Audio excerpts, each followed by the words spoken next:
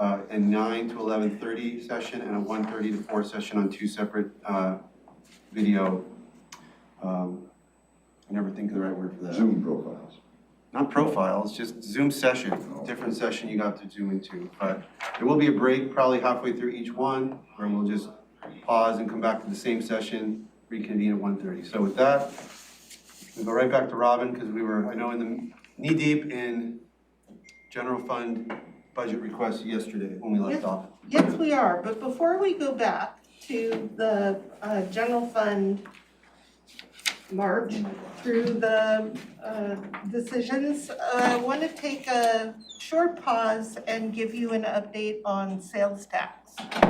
Last night, I found the October sales tax payment. So you have the latest update. I've updated the monthly sales tax report. This is high-level information, but you'll see that October is following the forecast pattern. It was roughly $1.9 million, a little over 1.9 million was the payment for October.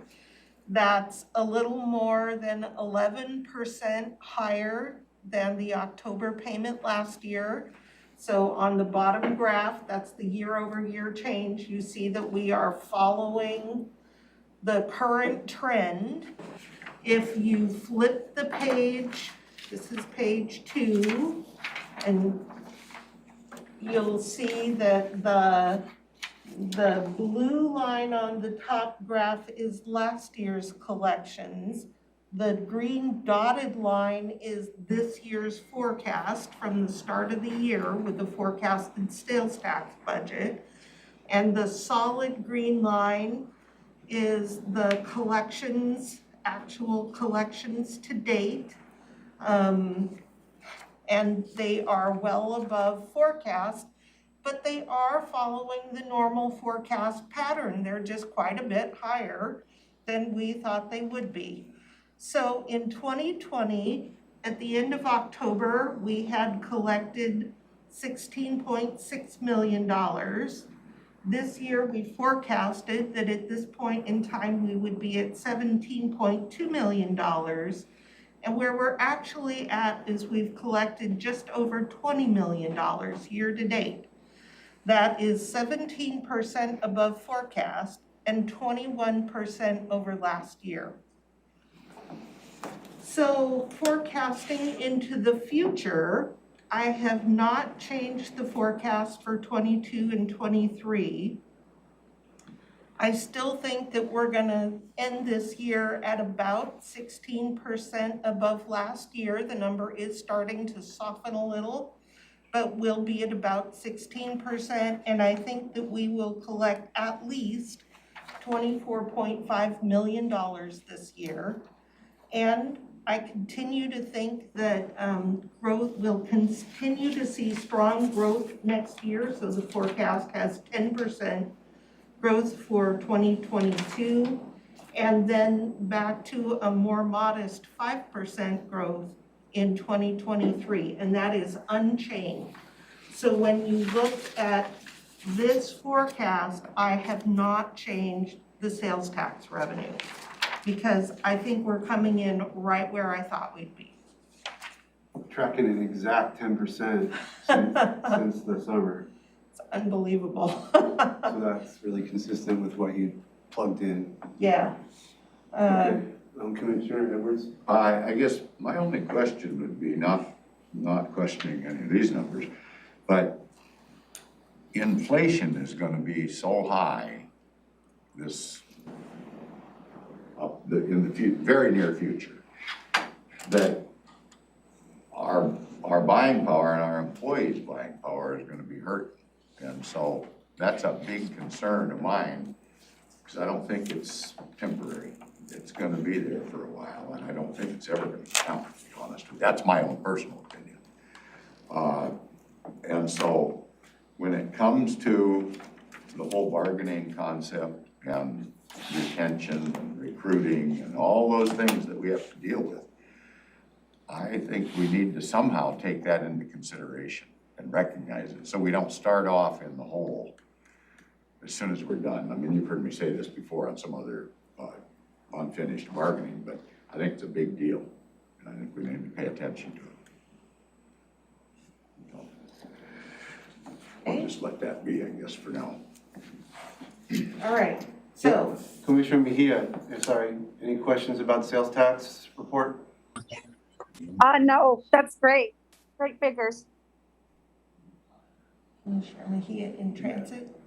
Commissioner Mejia, are you in transit or you joined us via Zoom this morning? I'm right outside. I'm sorry, the leaf blower was blowing and I was just saying that the figures are great. Okay, thank you. All right, thank Keep you. going. All right, so there's the sales tax update.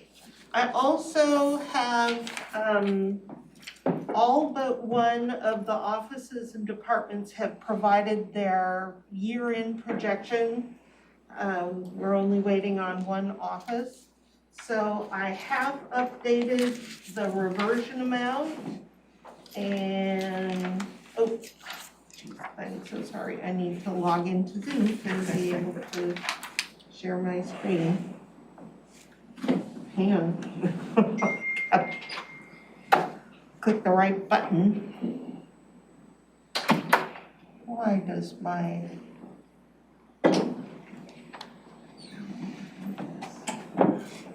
Good morning. Good morning. Morning, Commissioner. So today's Wednesday, this is... That's loud. Yeah, tell me about it. I guess I got them because when I was Tuesday, they used to do Tuesday mornings. I'd be trying to do the meeting in there and I couldn't even hear when you guys were talking through my computer. Kind of leave floor. So that's what that even, aside from the, the landscape work, is the sound coming through okay while you join via phone? I Yeah, mean, I asked for both of you yeah. when you join via phone. Yeah, I haven't had any. Okay. I mean, except when we have some kind of a problem that's part of the system. For the most part, the sound yeah. comes through. Yeah, for the most part, yeah. Okay.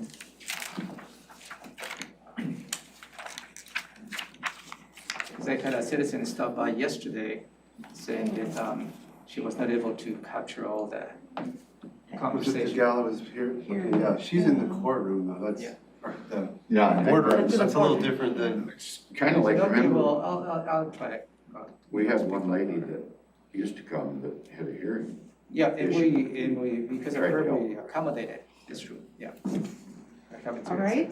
Okay, So the reversion amount has been updated and we are now going to revert $7.5 million is the most current estimate for reversion. that's up from what? 1.2 million more. Yeah, so when we started this conversation, we were at 5.9 million. Everybody has updated their year-end projections now, except for one office. And I think that we will revert $7.5 million this year. A big chunk of that, again, is funding for LFOs that the clerk won't spend. We gave her $1 million, we're not gonna spend that much this year, so that'll revert. And then we placed quite a bit of money for COVID-related costs in non-departmental that we're not gonna use because we are able to use the recovery fund money, so. Can I ask a question up front on that? So you, as we start to make, I think today we're gonna be, making a lot of difficult decisions where the available money is getting tighter and tighter. And can you remind me what's built in here with respect to those Blake LFOs? Blake LFOs, we have built in $6.4 million in 22 and 23 For for the totality. LFOs. Is that For the LFOs, yes, In total, for those 2 years? in total, for the LFO for those 2 Is again- years. Is how And much? that's the maximum amount that the clerk estimates that we will pay out. And how much was that again? 6.4 million. 6.4 million. And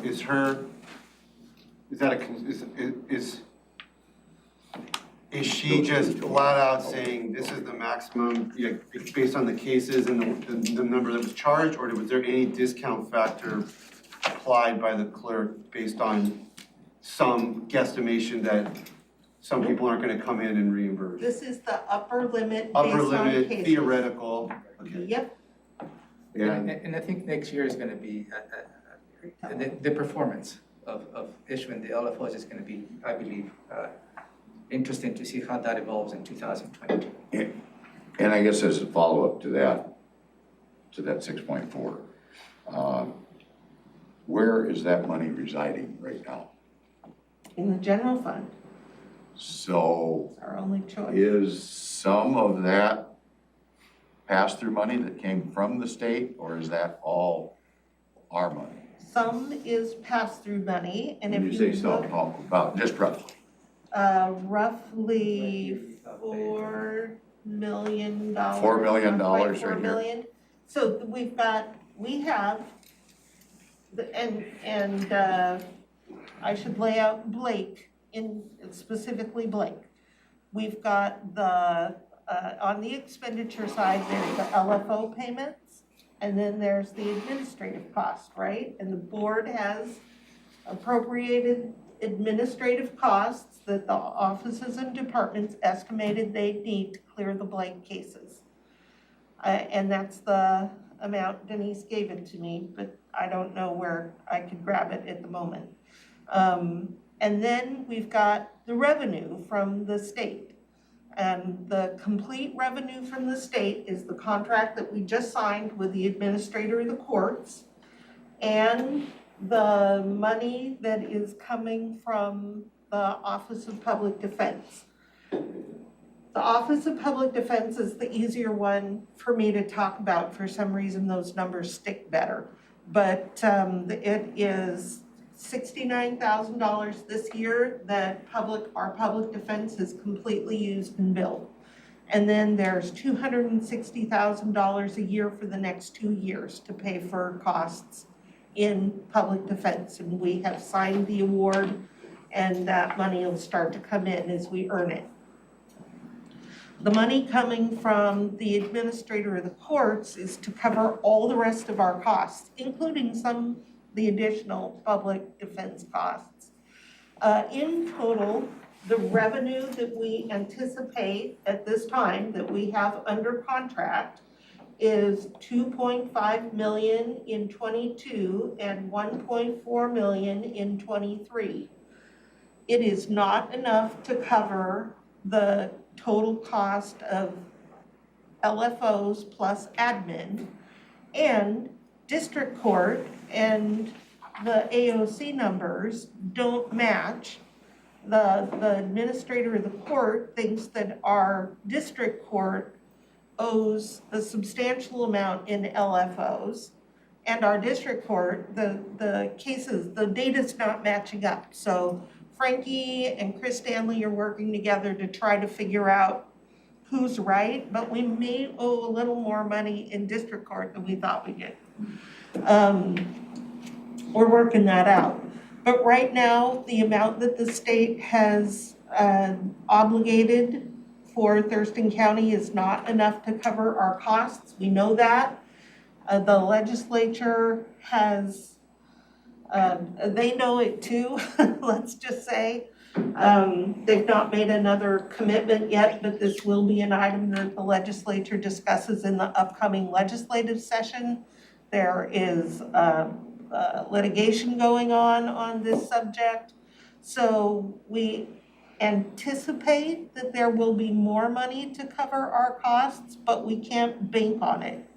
So next year, after the legislative session, we'll have a much better idea of how much the county is on the hook for, if any.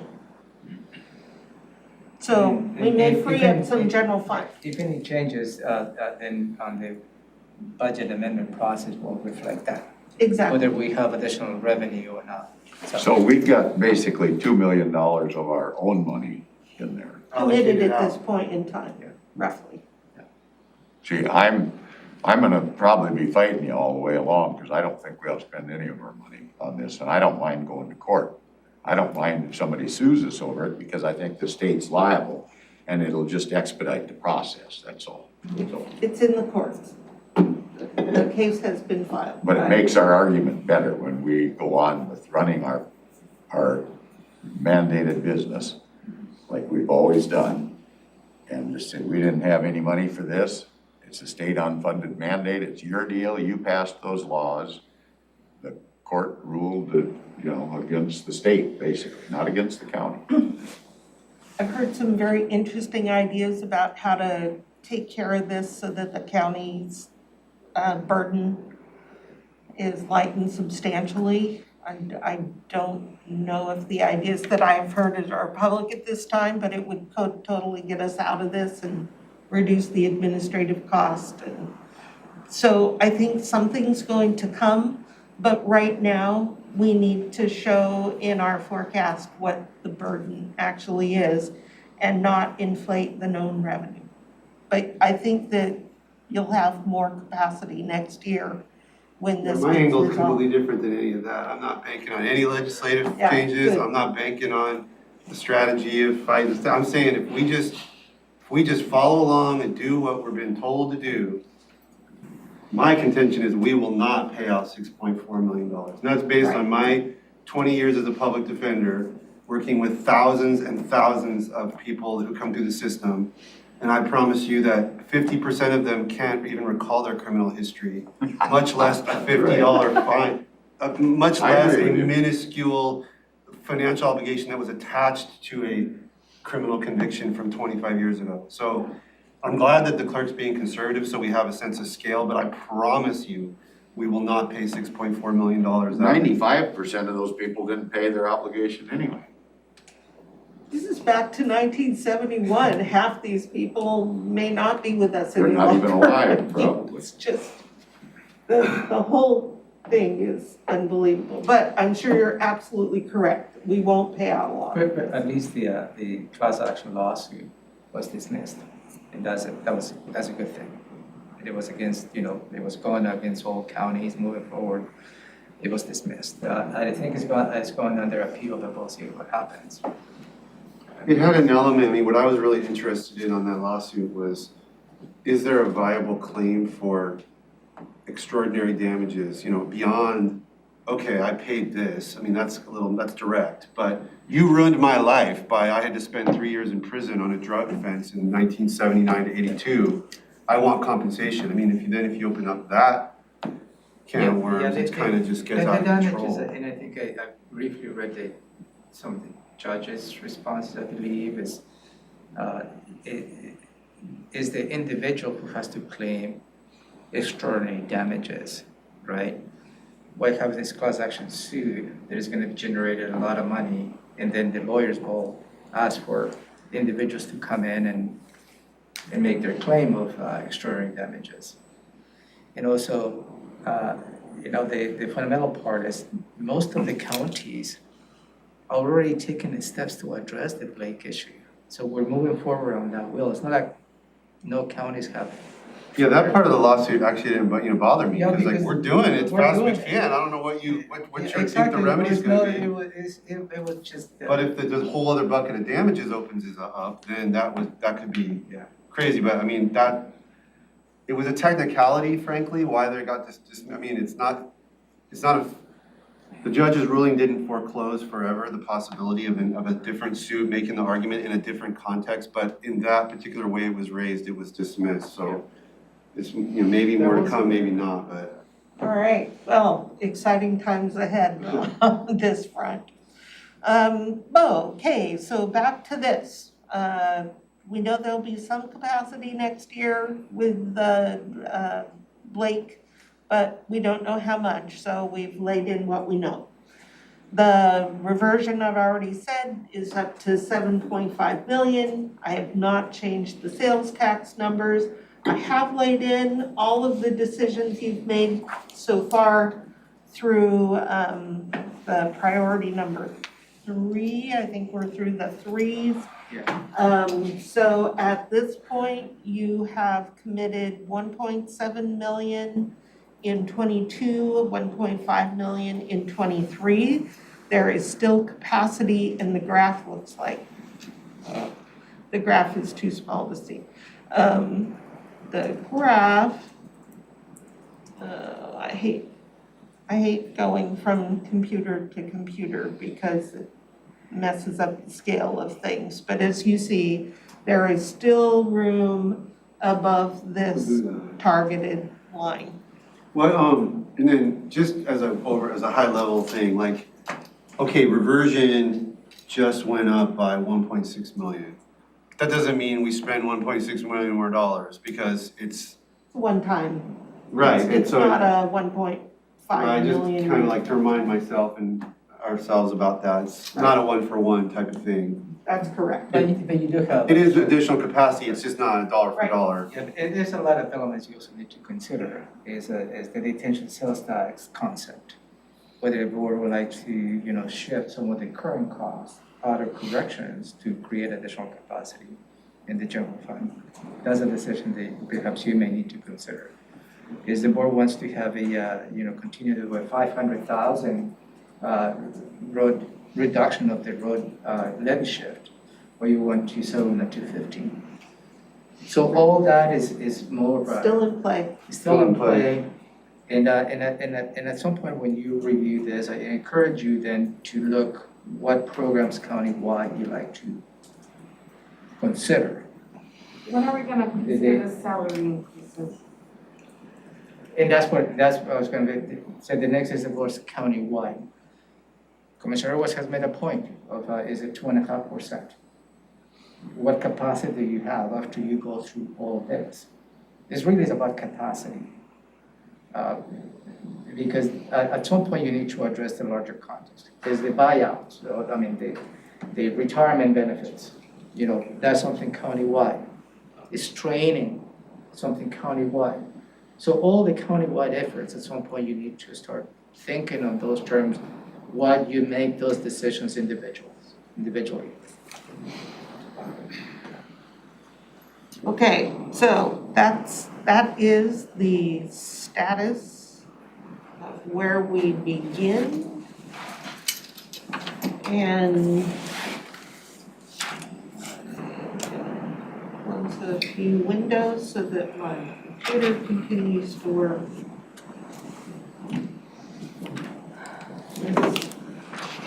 Push that aside. I do have an update on one item that you had asked a question about. It is B0912. That is the victim advocate request from prosecutor's office. And I should have found the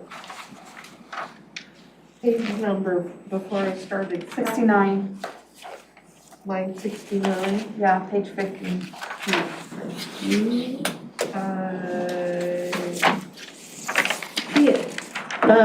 So the question that you would ask on that one is how many victim advocates does prosecutor's office currently have? The answer is 6. They currently have 6. They are asking for another. So that's a good place to start as any. What number is that again? That is on page 15, it's line 69 at the bottom of the page.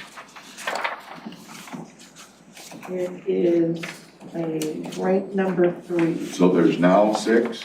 Yes, he currently has 6, he is asking for another. Priority 4 out of 6 from the prosecutor. So I see 1 thumb down, 2 thumbs down, all 3, so.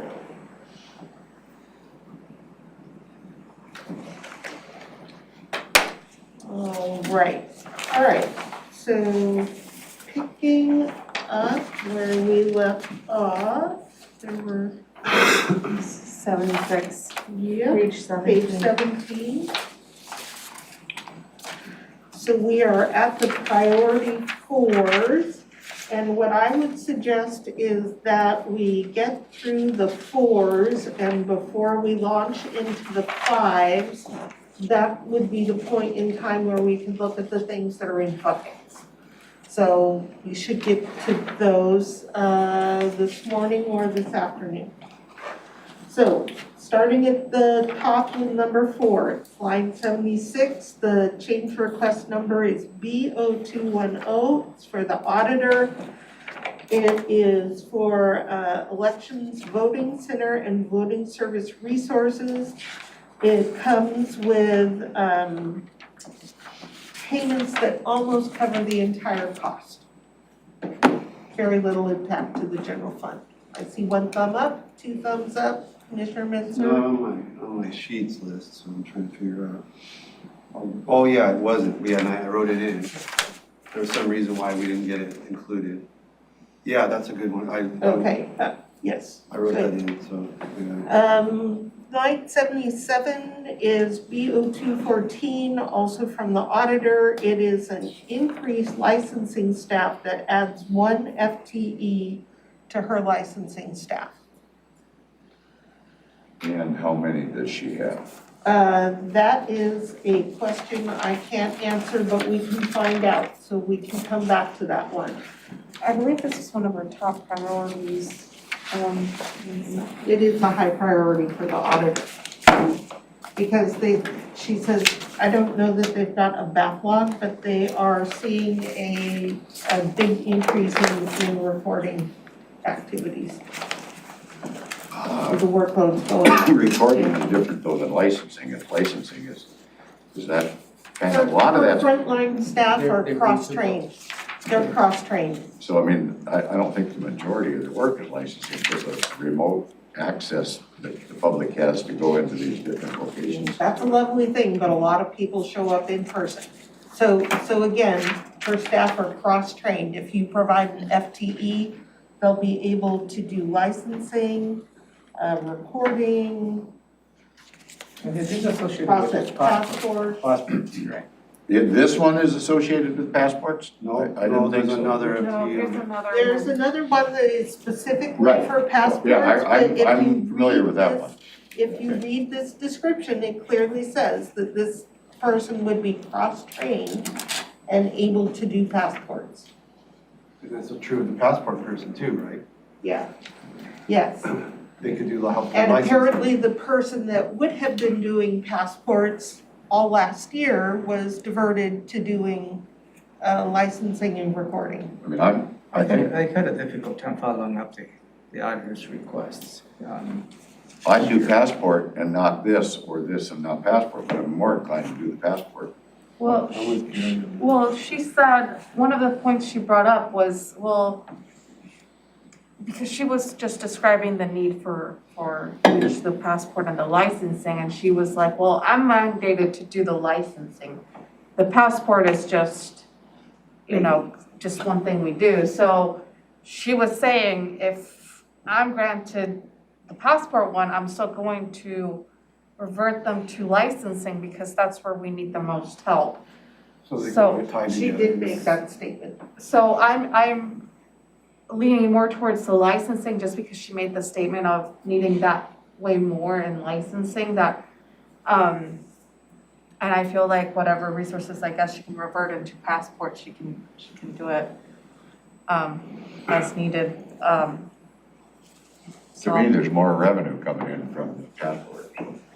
But if she's gonna dictate which, where that person's efforts are gonna go, I mean, it's like basically, I'm good on 1 FTE and I have to be a hold on the second until I see that we have capacity. I know there's a need there, but I can't sit here right now and pull the trigger on both FTEs. Right now, it's only one, the B0214 is the licensing. Licensing. It's just for. Yeah, well, but we know that they're There's another closely one coming. connected to B0213. which was, I think that one was lower down the The other passport one. one.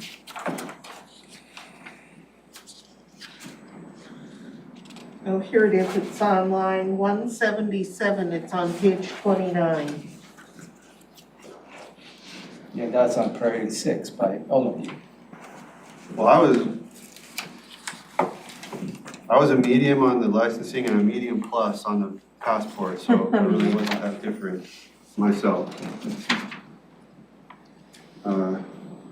So what we could consider both of these right now, if I'm hearing you, that I'm hearing one,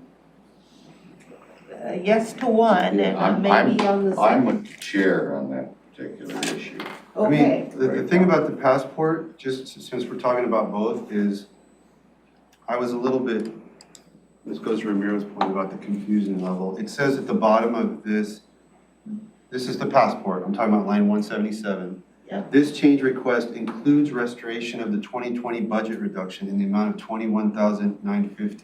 that's So true, it just sticks in this extra money and on top of the, yes. that doesn't seem quite right.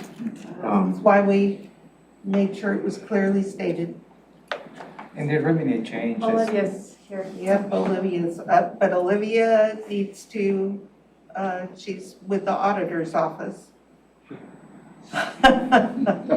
You say she's biased? I'm not saying she's biased, but I'm saying I work for Mary. a different You're muted. budget member reviewed the auditor's budget. Well, let's hear what she has to say, Yeah. because the auditor herself's not sitting there. I'd like to hear from Olivia. Go ahead. So Kathleen, Mary wasn't able to email me back, but Kathleen let me know that we have 12 permanent licensing staff and we have 1 project position staff.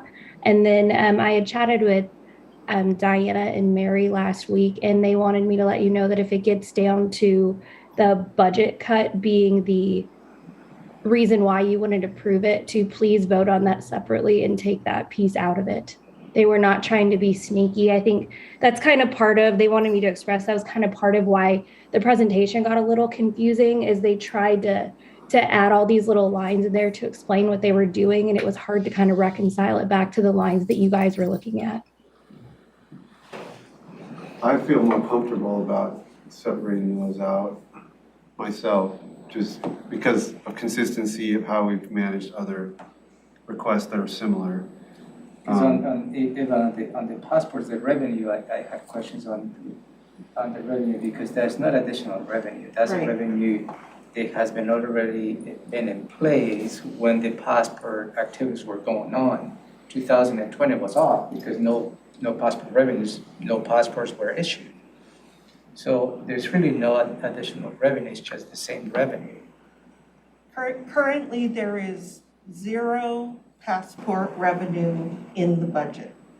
This restores the amount of passport revenue that we anticipated pre-COVID. So it's But not if you add an employee and capacity to do more passport, there has to be more. Thank you, that was what, yes. Well, that's It might not be another 160, but it would be. But they didn't estimate more. They put back the amount that they took out due to COVID, and then they said, give us another FTE, so that they have not estimated how much more. And one of the questions, we might see if the auditor is available to chat with you about this targeted thing. The question is, she's diverted that FTE who had been doing passports to licensing. Is she gonna put them back on passports now? If she gets this licensing FTE, will she put that person back on passports and we'll have 2 people doing passports? If you were to fund this one, if you were to fund them both? That's the part that I couldn't understand, is what would the structure look like? Can we just give her a passport / licensing FTE and let her deploy? Yeah, that? Yes, let her, you could. let her run her own shop. Yeah, in Because her, she has been able to cross-train, so I think if the Clearly. board considers an additional they're not licensing, that different price. the Can I- licensing, then Can we hold and then have her jump on, if that's okay, kind of to see, because she didn't put them in order of priority either, so I was trying to see if which one was a priority. Yeah, it's not in that order, yeah. Let's hold this one. Yep, we think I'm can, we good can at that. hold these, yep, and we can certainly I just wanna get it right, invite sounds Mary. like we're all kind of on the same Yeah. page. Hey, Olivia, is Mary even in this week? She is in this week, all right. You're muted, not, Olivia. Yep, that's okay. We're gonna hold this. Yeah, she open. just messaged me that if you invite her, she can join right now. Oh, she can join right now, Let's do it. yeah? Right now, yeah, I sure. texted her. Okay. Will you send her the link, please?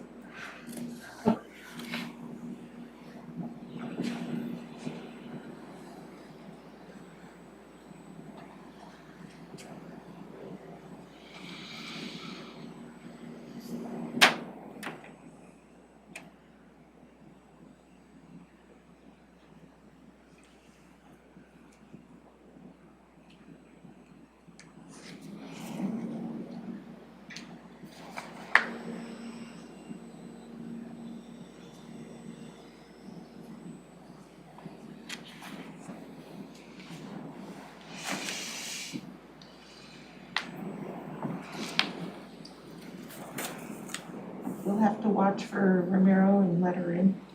Yeah.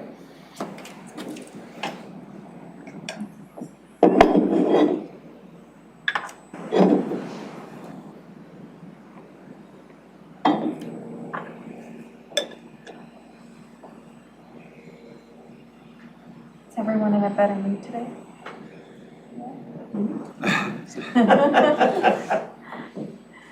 Sorry, I missed the question. I'm like, is everyone in a better mood today?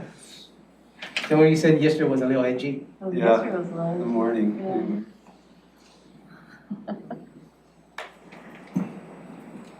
Yeah. This takes a minute to wait for technology. Ooh, there it is.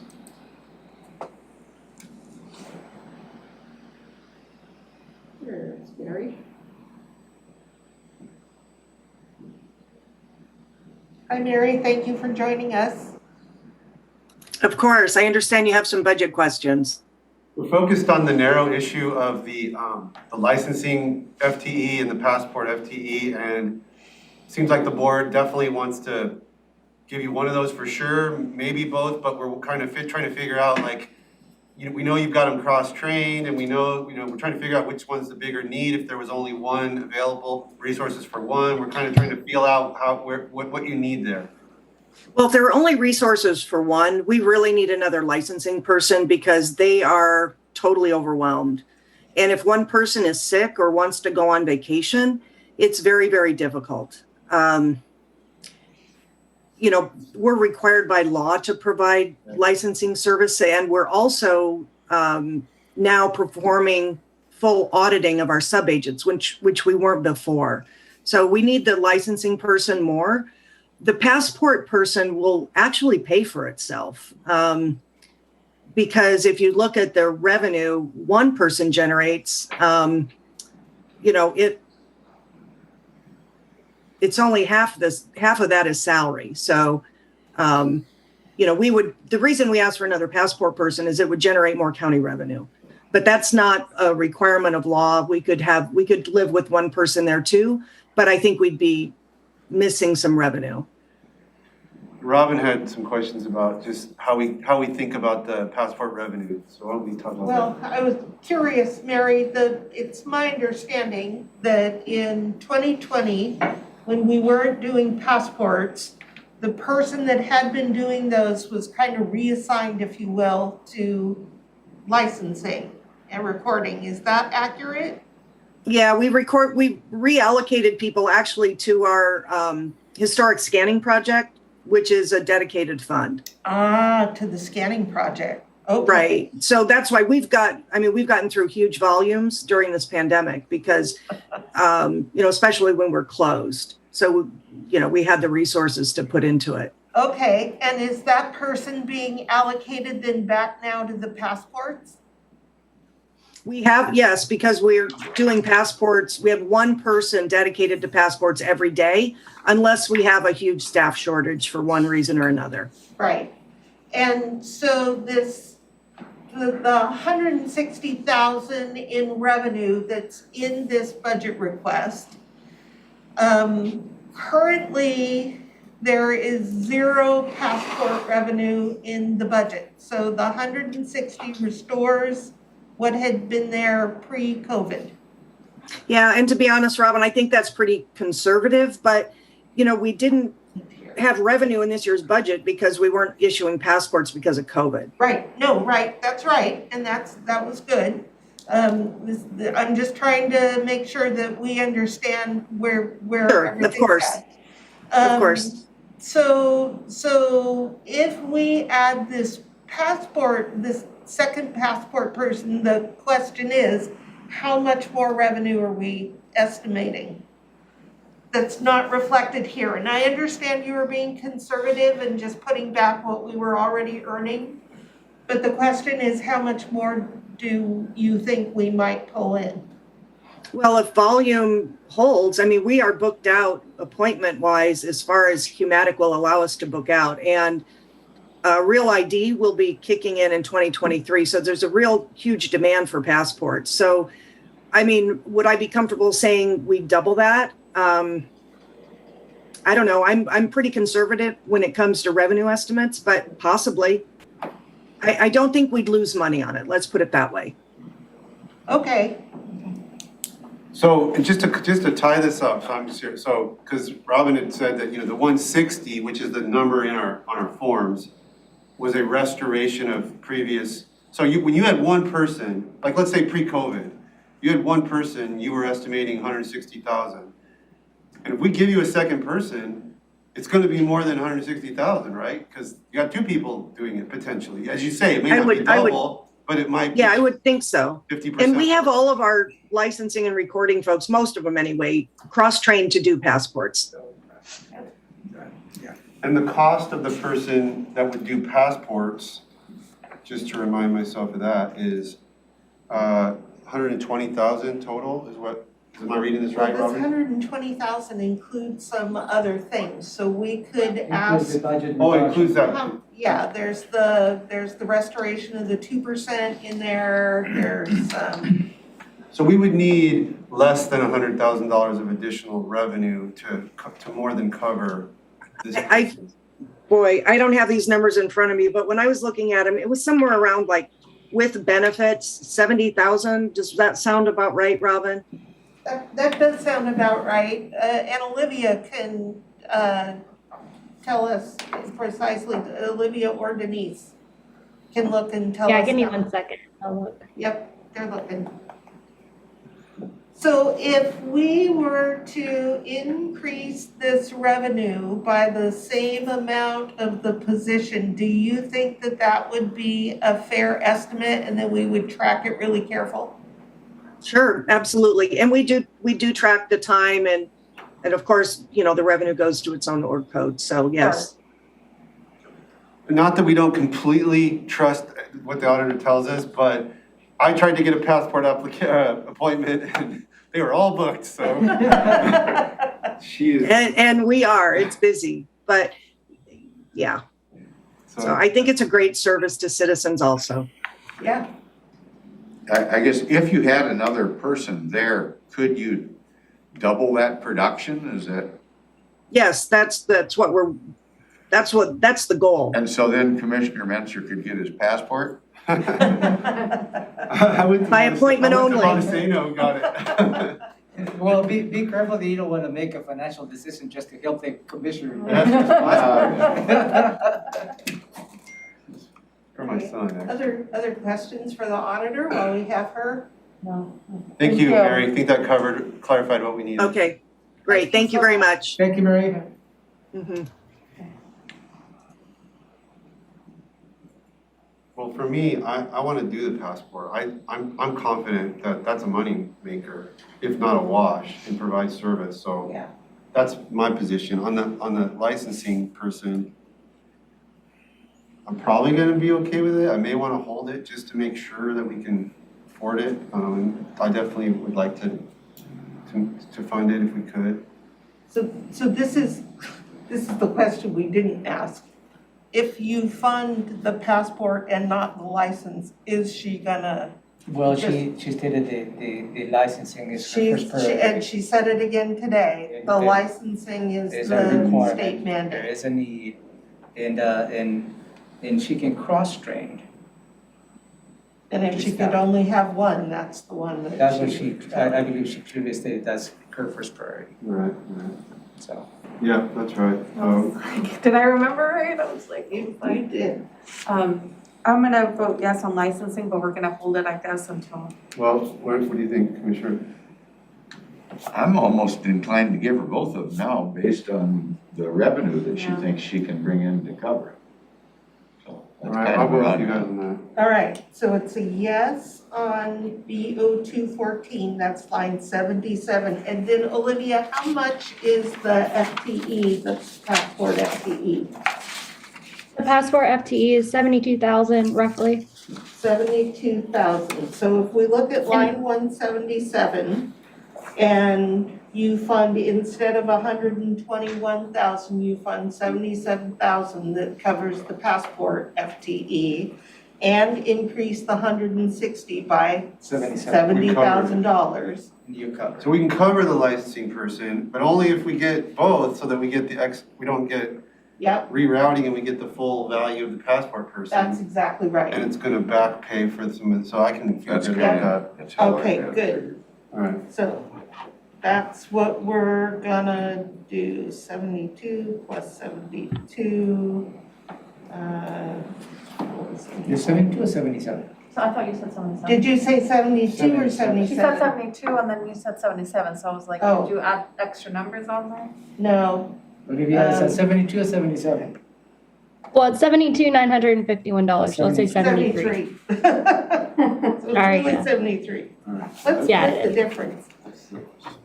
So where does that 73 go, under revenue change or? Yeah. Both. We'll fund, instead of 121, which was the ask here, you'll fund 73,000. And you'll add 73,000 to the 160 in revenue. So it's an increase in revenue. And then we're good. So 3 thumbs up on that plan? 1, 2, 3. All right. Okay, yay. Going back then to line 78 on page 17, thank you, Olivia. The auditor here is asking for a reorganization of financial services. She shared with you in her presentation an org chart. This would create a lead position. It includes, basically the cost is increases in reclassifications. I don't think there's a new FTE in here. And it includes $23,000 in restoring budget cuts.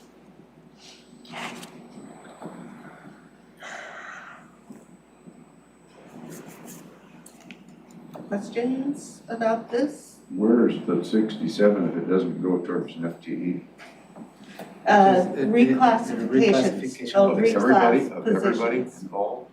All All 14 of, I don't know those that all positions? 14 would be reclassed. 3, Olivia's putting up 3 fingers, 3 people would be reclassed. And is the bulk of the 67,000 for the reclassified position salary increases? We can see the 23,000's for restoration of budget cuts, so that would leave about 40,000 in reclass costs. Yes, she's saying yes. What, so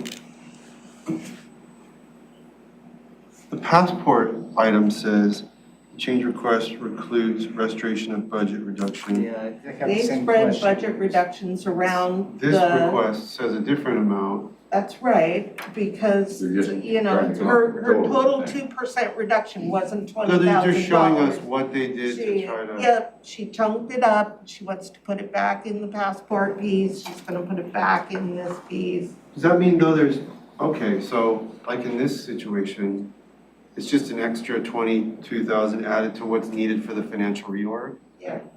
So if the board wants to support the financial reorg, I believe she needs that. You may consider funding that by 45,000. Yeah, Because that's where what I'm she at. needs. I'll do the reorg. I'm there. I'm not gonna do the extra. I think the retention is a big issue that's coming up. So, 3-0, unanimous Three on this? thumbs up with for 45,000? the reduce the amount. 45,000 for the 45,000. reorg.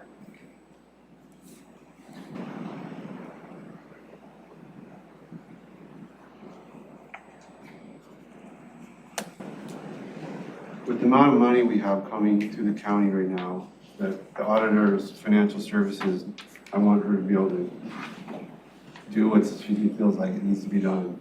Yep. Helps us all. Line 79 is from district court. This is additional judge pro tem time.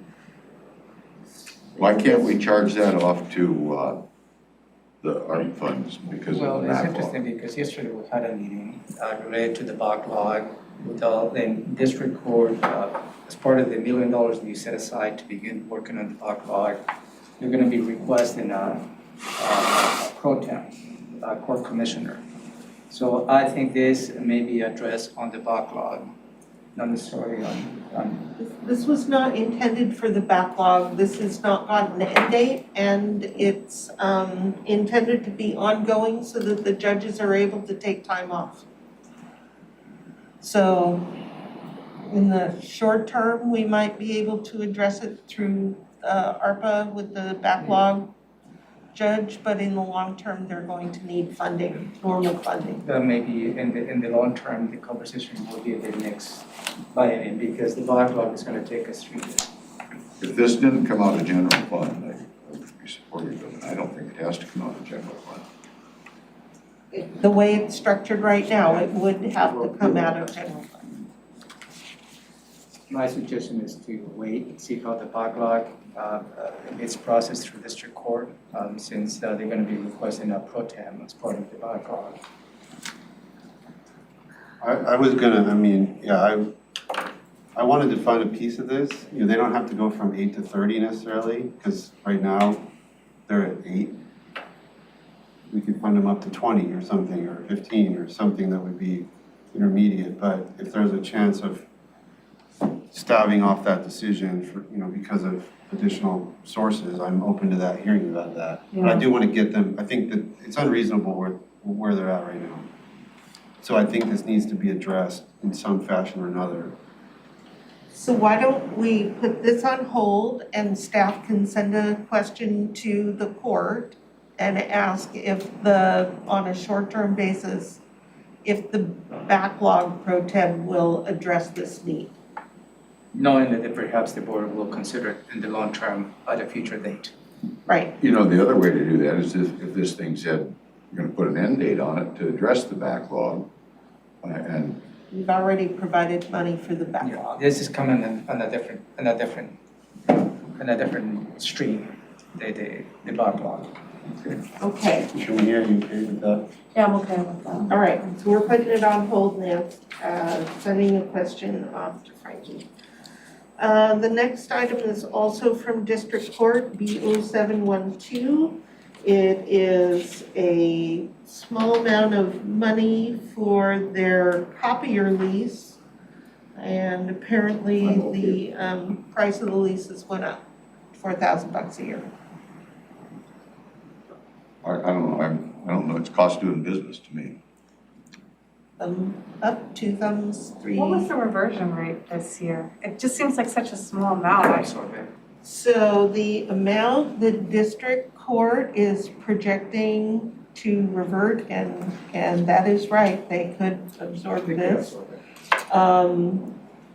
Let's see. I feel like stingy even saying that, but I just feel like it's such a small amount. That's true of a lot of these. The projected reversion in district court is $259,000. You do get it back anyway if they don't spend it next year in reversion. Yeah, but they're sitting on it, and that is an opportunity cost.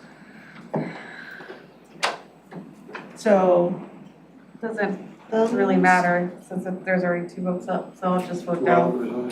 I mean, the line item says, court has not had fund allocation to support these leases for multiple years, resulting in the court having to refrain from needs and other budget line items to allow for appropriate funding to support these costs. But that doesn't seem like that would be true if they have the I mean, what was their reversion for the year before? I mean, is that That unprecedented now? is one of the documents that I gave you very early on, is the history Yeah, I of don't know where I put reversions. that. 1 sec. What was, I know that was a That's in the reference materials. Yeah. If we can find it. and it was the reversion rates for, I don't know that I'll be able to tell you. I don't remember what it is. historical budgeted, general fund. It's under the very first tab It's of forecast and reference materials, and it's document number 9. Okay, got it.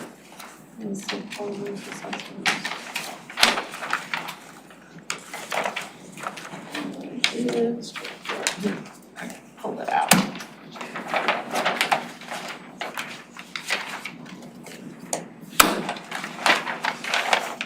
So their reversion rate, So they reverted 190. 5%, 3%, 1.75%, 5.8%, 6.47%, 4.68%. It got tight in 2018, but then it went back up. So it doesn't seem like they would have had to forego another needs because of this lease. So thumbs up, I see one thumb down, I'm I gonna see be a one thumbs thumb up. up. Commissioner Mensah, you're the deciding vote here. It was a heavy cipher. $3,700. Yeah. $4,000. I don't like the small ones, because there's always that argument, it's like, well, They could absorb it. not worth, yeah, well, you can absorb it, and it's also not worth us spending hours debating.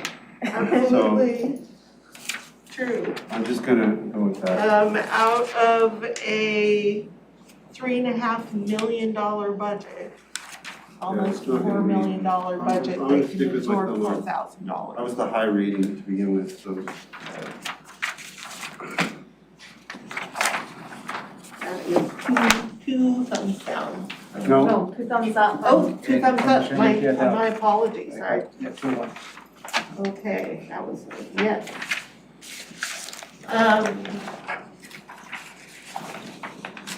Sorry, people need to check. Then we are at the top of page 18 on line 81.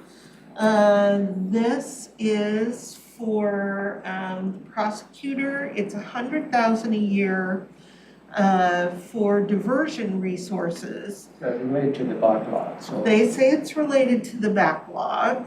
And I have sent this morning a question to Brandon and Diana asking if this is a cost that would qualify for COVID. So we're checking on that. that's a hold It is for a now. But if anything, pretrial services should be the one who gets that. Because that's really part of the backlog, as we discussed yesterday. Well, we're gonna find out if it can be classified as part of the backlog. You know what? Even if Staff it is person could. backlog, I think pretrial services ought to get it as part That of our is goal. exactly And- what and Romero's pretrial service, saying. yeah, it's coming through the different stream, through the backlog. So, we had a meeting yesterday, we're gonna get a proposal in 2 weeks, and then we'll see how far the $1 million that you authorized under the ARPA funds can take us to begin addressing the backlog, includes pretrial services. I mean, I'm not being an advocate, I'm just providing information that I recall. First of all, 2 things. One is, pretrial services, the prosecutor is the valve for how cases are managed, filed, handled, screened, diverted. Pretrial services can only react to what comes through the system, which is completely in the control of the prosecuting attorney. So if we don't give prosecutor the resources to design and manage a program, there'd be nothing for Mary Ann to handle. Yeah, and during the, I'm sorry. Number one. Number two, I don't want to say that we shouldn't try to utilize backlog, capacity, but I do think the vision of the prosecutor for this was about a pilot program for a longer term vision for reducing jail population and diverting people out of the system, not necessarily just clearing out COVID backlog cases. That was my recollection of his presentation. So related to, you're absolutely right in terms of pre-trial is reactionary. And to a certain extent, the public defender is also reactionary to what the prosecutor does. During the conversation yesterday, they're going to be revamping the first look approach. And the first look is going to have an impact on pre-trial. And that's the conversation that we had, and hopefully we'll have a plan as to how that is going to be working through the system with the ceiling of the $1 million that you authorized again. So you're right, and that's probably my reaction to pretrial services is they're already revamping the first look, which that's going to have an effect on Mary Ann. I mean, I think this is what you read, and I think that the prosecutor is looking toward coming up with, he wants to feel around toward a model more like community court for certain types of offenses, and this would be over the long term, and this would be giving him some seed money to work through some pilot ideas. That's what I think he's proposing. Can we get clarification from the prosecutor on that? We can certainly, Since we're already holding it and asked him already one question, can we send over sure. kind of Commissioner Mensah's? So could you state precisely what we want to know from the prosecutor? We just want to know more about what this A proposal reminder is, about the vision and what the 100,000 would Yeah. buy. how it fits into what, Maybe get a clarification on his statement of his strategies addressing the COVID-related backlog.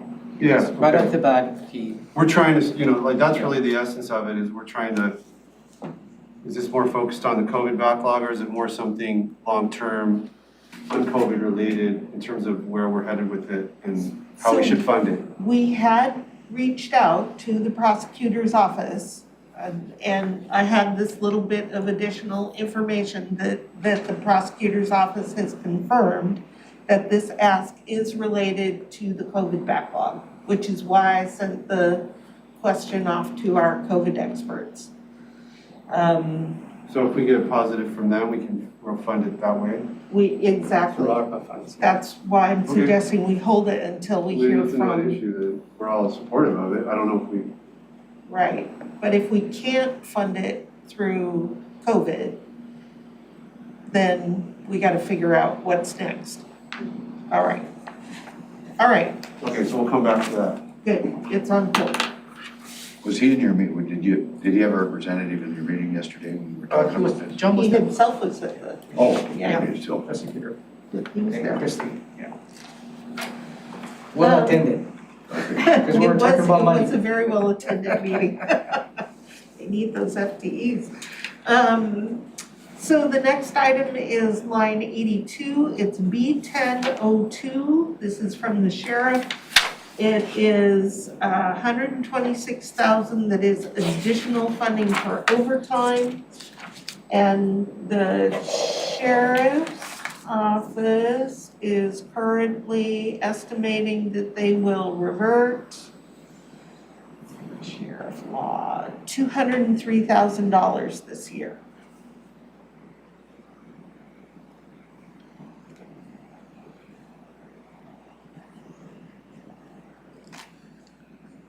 We don't know how many vacancies they have in there. I'm sorry, Vacancies. how many vacancies they currently have? I don't know off the top, but staff can certainly reach out and find out. Heidi's usually listening, so I bet they get an So- answer pretty quick. I have kind of two trains of thoughts with this. I know we just funded the 2 previous positions from last year, right? And then if we were to fund the 2 additional ones that he's asking, what does he need, the need for this overtime bucket? And I'm looking towards, I guess, Commissioner Roberts because of his, Yes, in the end, he needs the overtime. You'd think that the more FTEs he had, it'd be less overtime. That's not always the case, because each one of those FTEs get involved in something. There's court time and holdover time that goes along with that. So I'm gonna be supportive of this.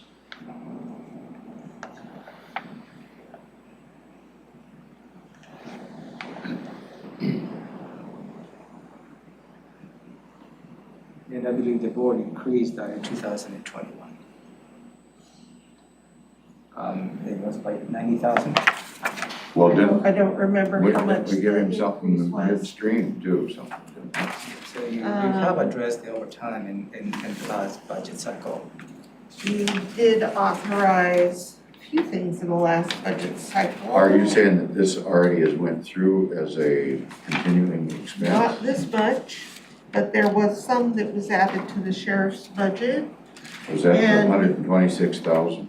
In 2020, the sheriff reverted 578,000. You'll always get it back because of vacancies, probably. That's the way it works. Also, well, if he's got vacancies, then he can cover his overtime costs. So that's the balance. I mean, it's true, Commissioner Mejia states, they've already approved full-time positions. Intuitively, I don't know really the dynamics of. Well, Okay, it sounds the like operations. it would take care of the overtime needs. No, I'm not saying But never entirely, but where there's 126, the board will consider all or nothing is perhaps. the How, conversation. he's gonna revert, quite a bit. How much of that was, granted during the year? There was some overtime money, allotted to him. Well, I can Over find out how 2021. much we added to the sheriff's budget in 2020, but I'm pretty sure all of it For came some back reason- in, For some reason, it creates 90,000, which created a new baseline for the 2021. yeah, I For don't some reason. recall, so I can't weigh in. Can you clarify a little bit in the second half of the first paragraph on, the 2020 third budget amendment, board approved 246.4. Of this amount that was approved, the board chose to carry forward 120,000 in 2021. This request is for the balance of 126.4. Right, you funded part of what they asked for, and now they're asking for the rest of what they had asked for. For this year. And yep, they're asking that you add it Oh, now. it's right here, it's They 120. added, yeah, It's 120. So 120,000. they carry forward, there is not a strategy to carry forward on the general fund. It's decisions the board make every year on the general fund. Oh So no, decision, the 120 is carrying forward, it is carried forward. but is And- that created a new baseline then? Yeah, a higher baseline, and now they want the rest. And the baseline before that was what? Do we know that? That is 'Cause I wrote a down very good 120. question. Budgeted, but I wasn't tracking that we had done a tick up. So these are a lot of things that we need to look up. You're asking great questions that I don't have the answers Well, to it off shows the a top. pretty good expenditure on that list from 2015 to 2020, on the actuals. Right.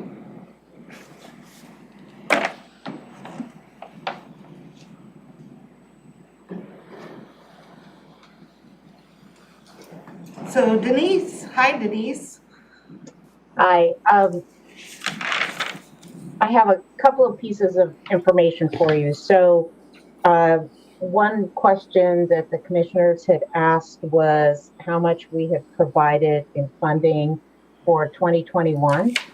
And I have, as part of the original budget bill, there was a change request approved that provided roughly $120,000. Right. And then in Amendment 1, there was another $126,000 provided. 21. And how many, does anyone know how many vacancies the sheriff has? I reached out to them. Great. So we're waiting to hear on that one. I mean, for me, I'm willing to put a hold on this and see if we can afford it toward the, the tail end. I'm not sure No. if it's gonna fit, and I'm not against trying to help with their problem, but I'm just not sure right now we'll be able All right. to meet that need. So if we're going to take a break this morning, now would be the time to take a Oh, 10-minute break. yeah, totally. Let's do the, back at 10:30? Yep. Great.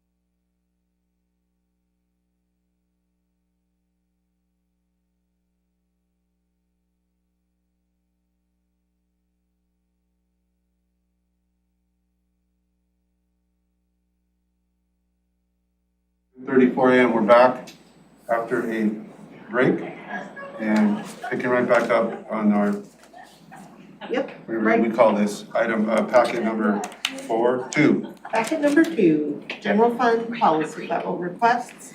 We are on page 19. We're just gonna continue down this list for the next 55 minutes. Line 83, the change number is B1003. It is from the sheriff. This is funding for 2 more law enforcement deputies.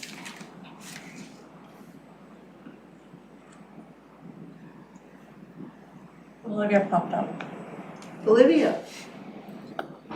Heidi got back with me. So right now they have 7 vacancies. 3 are, looking for my email, 3 are deputies and 4 are in corrections. One second, I have 3 monitors and I thought I had this. They get the best of me most days.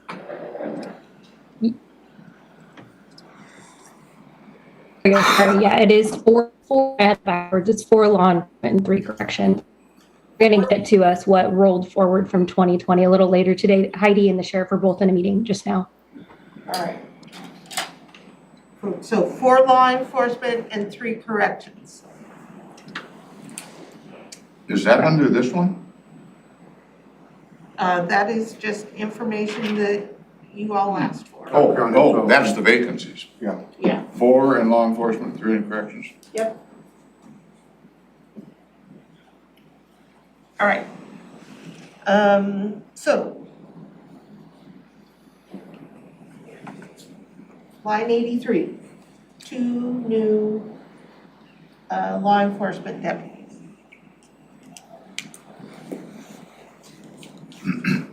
Commissioner Yu? So this would be for 1 FTE in 2022 and then 1 FTE in 2023. Right. They would add, yes.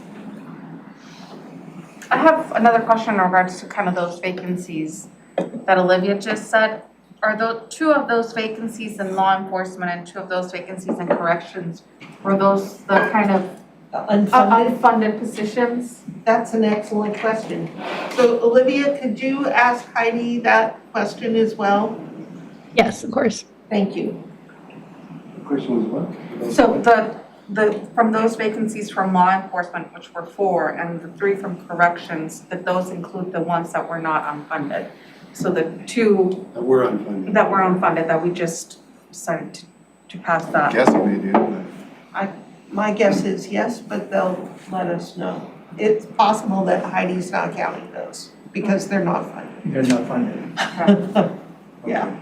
So, but we'll find out for sure. I want to point out that the sheriff's office, law enforcement officers, has the lowest number per 1,000 in the state of Washington for per 1,000 population. And that's where I'm hanging my hat. I want to get that at least up somewhere towards the middle. I think it's pretty disheartening for me. It's been an ongoing battle that the sheriff's office has had here for many, many, many, many years, that they've been at the bottom of the barrel on officers per 1,000 to serve the capital county. I'm leaning to support this. The reason why is just because we're about to hit that 300,000 population next year, and more people, more problems. But just as, you know, we're moving from that rural side of things more into an urban core. I see the need in having more officers. I would say I think this is a pretty good year with new revenue, and that's from the sales tax portion, looking like it's going to continue to come in. Yeah. I don't know where we're at right now, but you showed us a slide earlier that shows we're considerably above even where we were on projections for 2021, That's right. let alone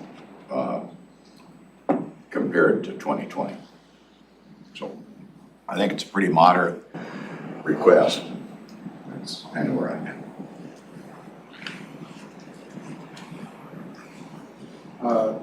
I guess I'll just say that Sheriff, I know his top priority was getting body cams. His second priority was getting the 2 unfunded positions filled. So I put a priority on making those no-brainer, get it done to meet his most core need. That is over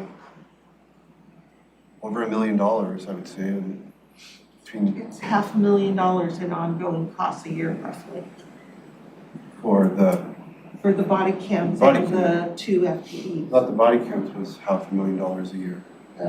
Oh, that's right, when you count 470. the ER and R. So yeah, those do add up to close to $1 million. Yeah, so if our capacity was 2.5 million and maybe we scrape it into 3 or 3.5 million, I mean, that's a big chunk. Meeting those 2 core needs of the sheriff, which I prioritize, is a very large chunk of our discretionary spending. So I agree with Commissioner Edwards. I would like to get us up closer to the middle of the pack, and I intend to keep work. We've added every budget cycle that I've been on this board, we've added.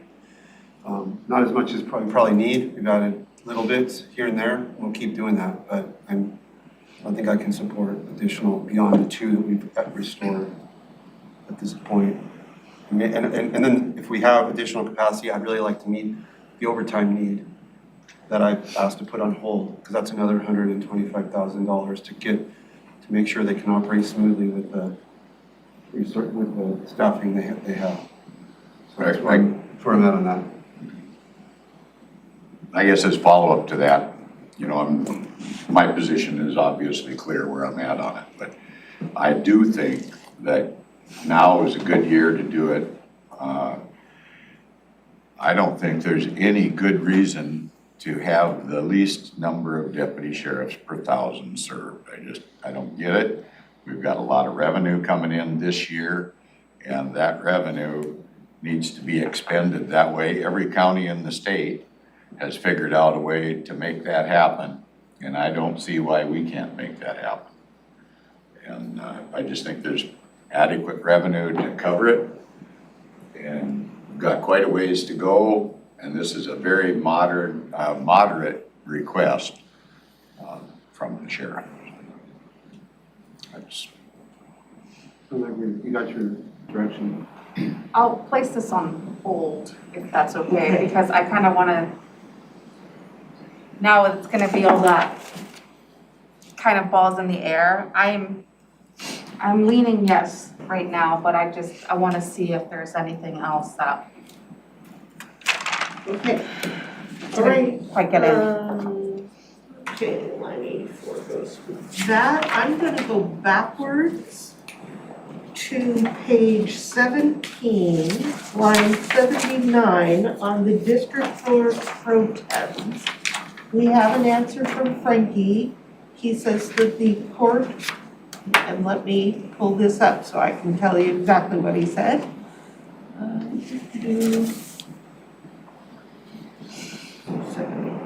Yep. So, the question was, will the backlog pro tem solve this problem, at least in the short term? And Frankie's response was, it will not.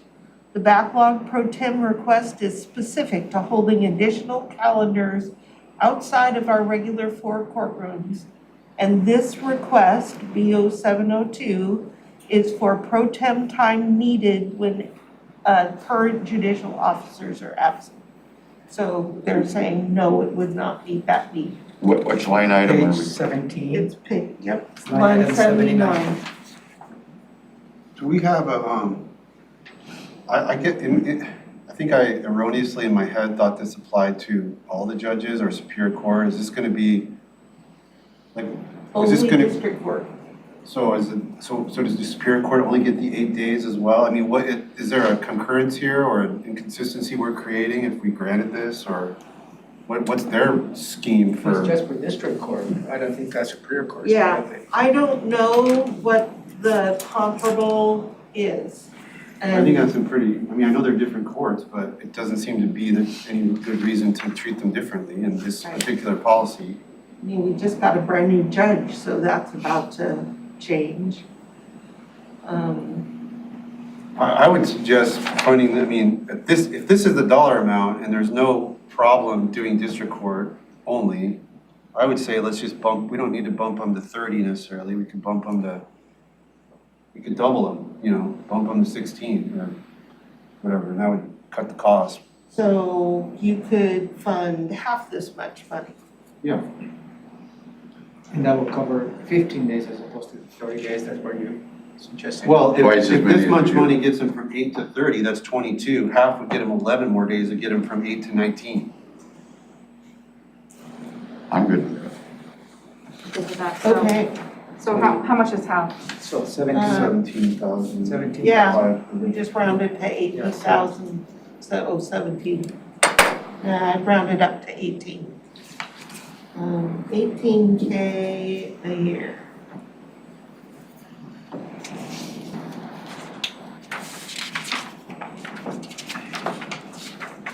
Okay, good. Thank you, Denise and Frankie. All right, so now we are back to page 19, line 85. Oh, no, 86. that goes, yeah, thank you, that goes with the sheriff. Line 86 is B1014. This is from Sheriff Law Enforcement. This is funding to backfill what the sheriff would have received had he gotten the Justice Assistance Grant, also known as the JAG grant. And you'll recall that we did not apply for that this year for lack of an equal employment opportunity plan. And by the way, on the question that Commissioner Edwards has asked about the prosecutor and public defense, they have not received that grant in recent years, neither one of those offices. They did not get it? Correct. I checked with both offices, neither one has gotten it. And even, as you may recall, the board didn't accept any JAG grants for a I period, remember that. for a period of 2 years, because there was a lot of strings attached with the Department of Justice at that time.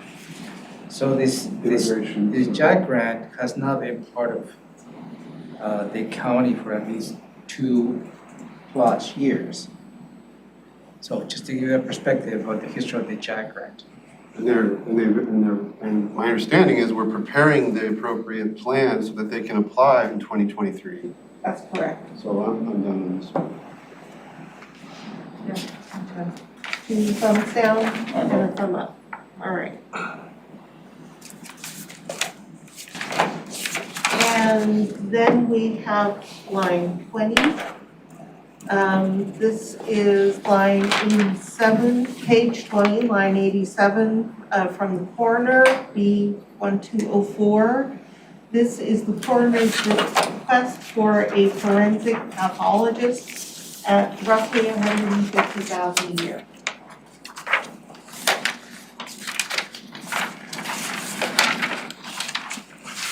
And there's some, we didn't have any revenue attached with this, but it was my understanding during the presentation that he was, It Going would to be not getting pay some for itself. So there may be some revenue, but it would not be a lot of revenue. Olivia, I see you have some information for us. So he didn't enter revenue just because he wasn't trying to become a regional office this year. It was still a possibility if he gets this position, but this was just one of his 2 options where, excuse me, change request a little further down where he says I need autopsies or a pathologist. He did initially come speak to you guys a few weeks ago about revenue, and it is a potential if he were to have the pathologist. He just might need some other positions to go with it. So that was a future goal. Right. And Olivia, can you tell us where to find option 2 that is related to this? I'm not spotting it. I know I was just looking for that too. Let me. It's line 195 on page 34.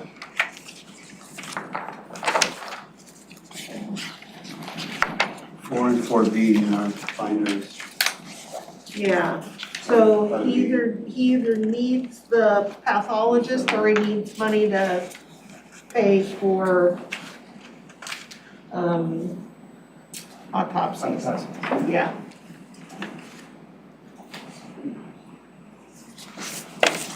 $100,000. And just one more comment, if I may.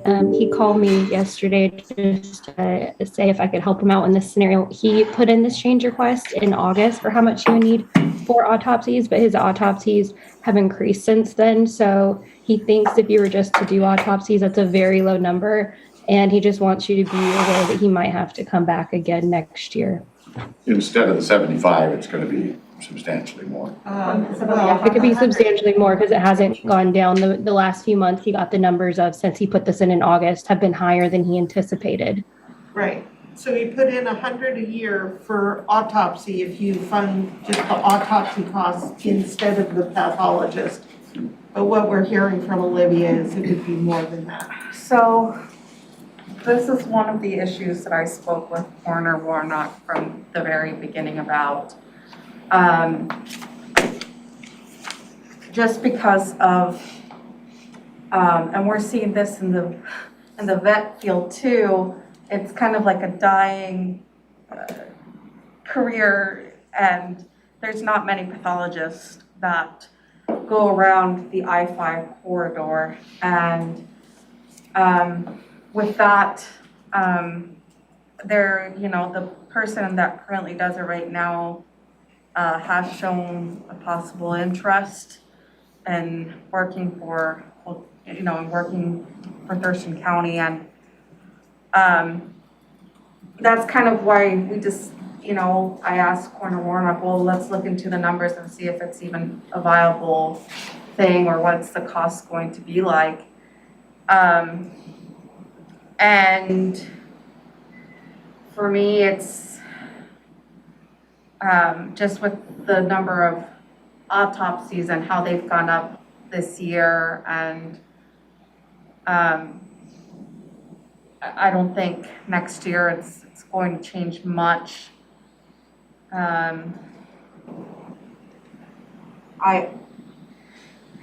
am in support of it, just and I feel like putting the revenue, Commissioner Everett's point, if we decide in the future, I know he's not looking into it right now, but in the future, if we decided to partner with some organizations or not, with some counties where they're sending their bodies over up to King County or other counties that are closer by us, and if we have a pathologist and we have a technician and have everything, I think that could bring some revenue to the county on its own. Wouldn't pay for the position all on its own, I don't believe that, but at least would help with the cost. So I guess I'll leave it at that. Okay, Commissioner. Going along with Commissioner Mejia on this, I'm not sure about the total revenue generated, but we have an opportunity here to kind of do things in-house. That's going to cost us $150,000, or we can do things out of house, which is maybe going to cost us $100,000 and doesn't solve any problem towards the future.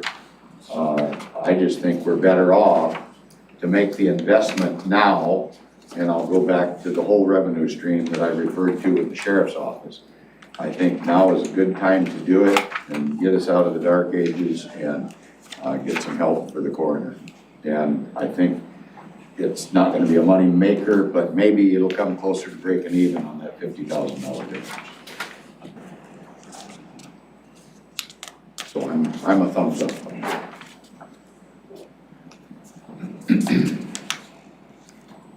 Your thumbs up on 4A or the first option?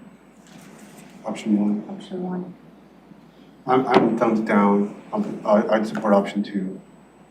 But since I come out More voting. funding, Is option 2 the $100,000? Yeah. but he said he was going to need more, wasn't that what Olivia just said? That is what So Olivia that- just said. We don't know how much more, but he thinks he'll probably need more. I'll repeat myself, I will support 4B, $100,000 of increased funding for autopsies.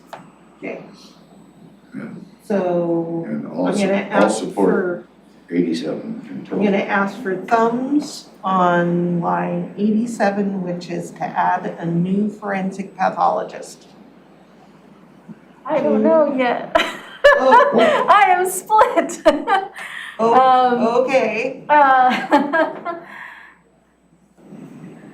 I'm sorry, I see the No, need. I thought you were ready to vote, so I'm sorry. No, I'm so split in the two of them just because this was his priority number 4, right? So it wasn't at the top where he was like, I need this. And so I see the need overall of kind of just seeing it from a higher level of operations.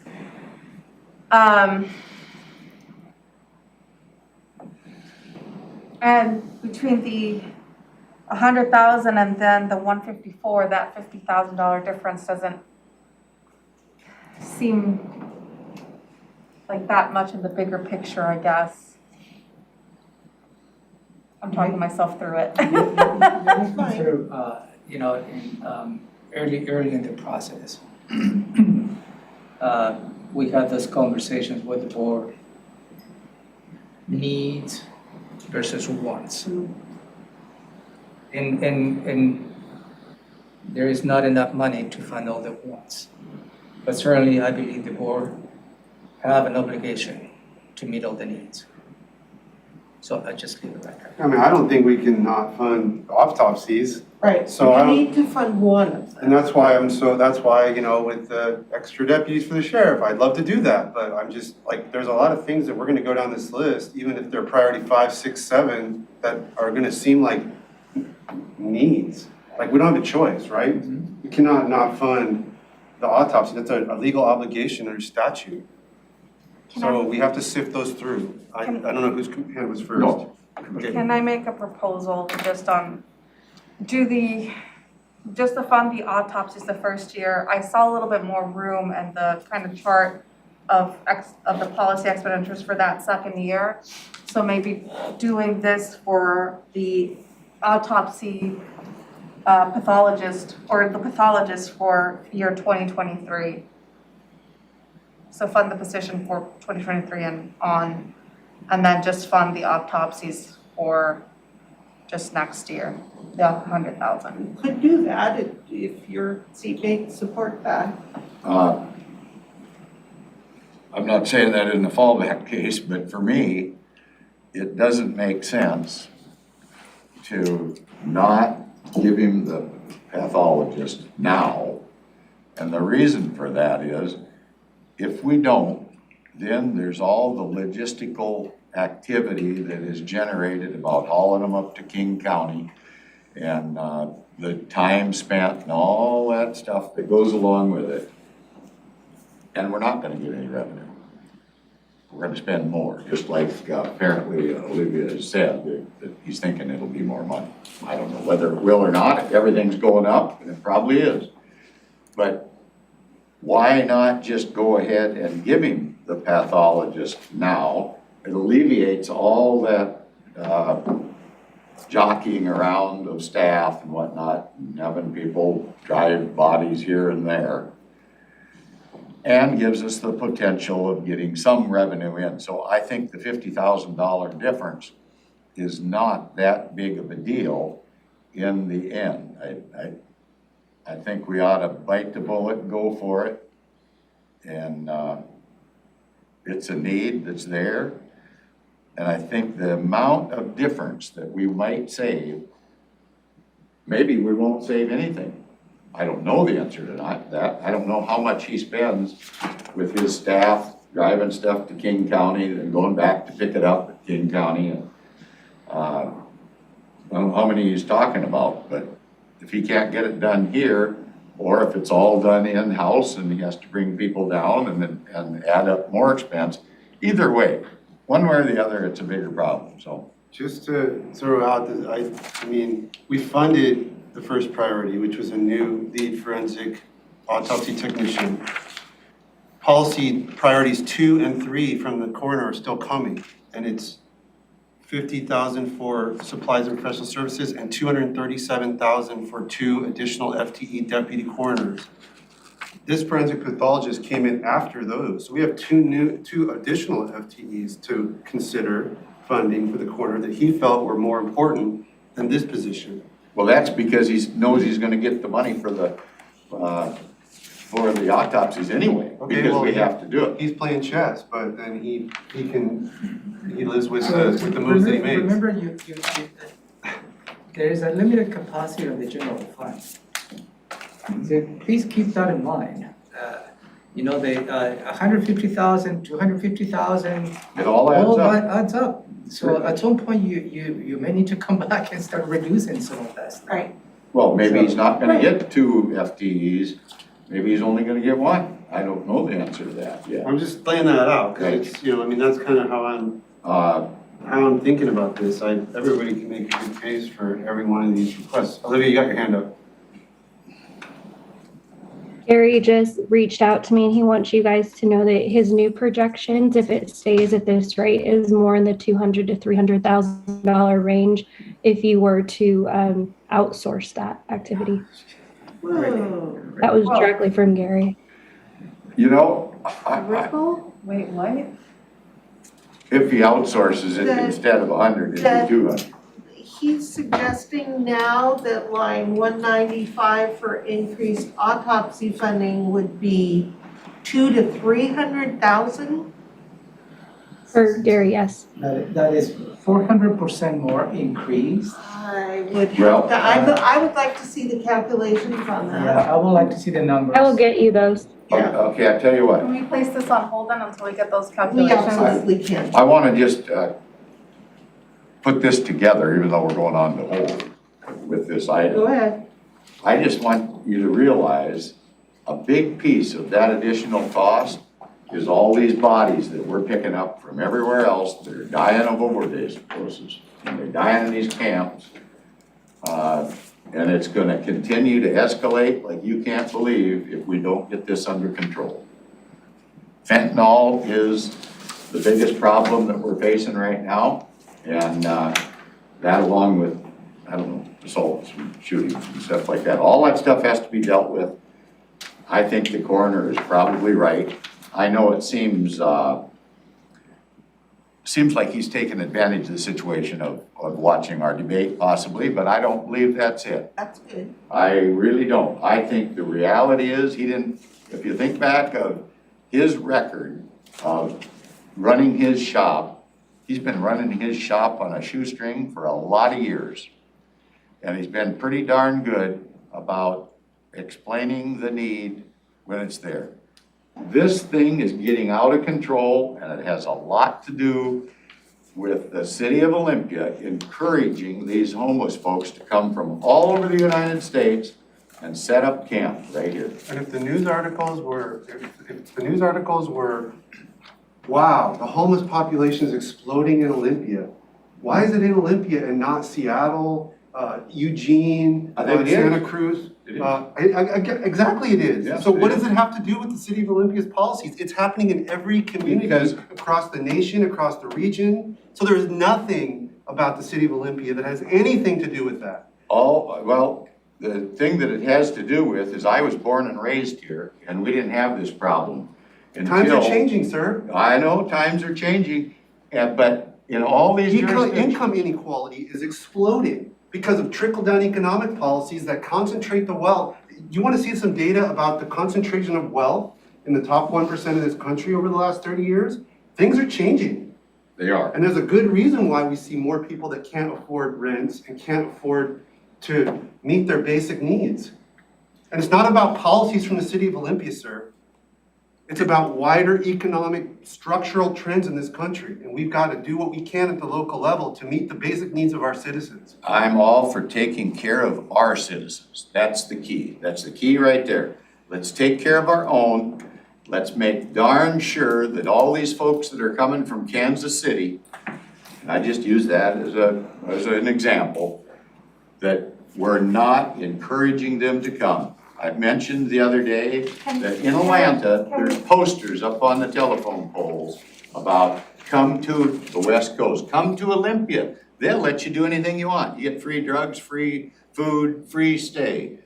And somehow that's translating into a proliferation of homelessness across the western United States. Yes, it is. The Western The United sign in States. Kansas City about go to Olympia somehow is increasing homelessness in Bellingham, in Seattle, Yes, it is. Portland, and All these San Diego. jurisdictions have very liberal administrations that encourage Okay. these folks not to be held accountable. Good philosophical. And there's no homelessness in any other part of the Republican-controlled United States. I don't know about that, Good but let me, that's what you're saying. philosophical conversation, Commissioner. Let me Good just use- philosophical conversation. let me use I an have to- example. I've had to listen to this I know. every single Let me day just use for the an last example 3 years, of, and it's not true. it is true. It's not If you true. go down to Centralia and take a look at their city park, they don't have any homeless in their city park. You know why? Because they turn the water on. The sprinkler system comes on every 2 hours. It's no fun to stay down there. Now, some of those bums broke the water sprinklers initially, but they replaced them and kept it up, and now they don't have that problem. Where did they go? Oh, I think they came to Olympia. And as long as people are willing to hold people accountable, make life uncomfortable for those individuals that want to be loafers in our society, okay, so you know that you and I are on a different sheet of music on this. So, this is just an example So, of moving the on. additional expense of society is gonna have to pick up. All right, so here we go on line, I'm gonna move to the next page, line 21, or page 21, line 88.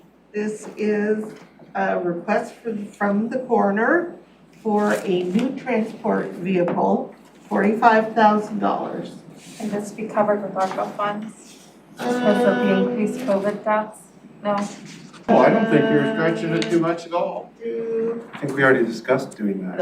And it was like a no. Yes, we I did. was Probably. Sorry. No, that's fine. It's good, it's good to ask, and we might be able to do that.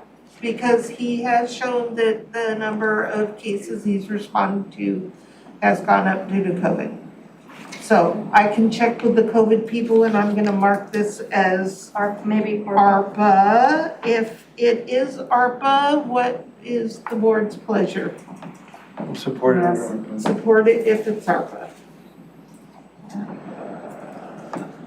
All right, good.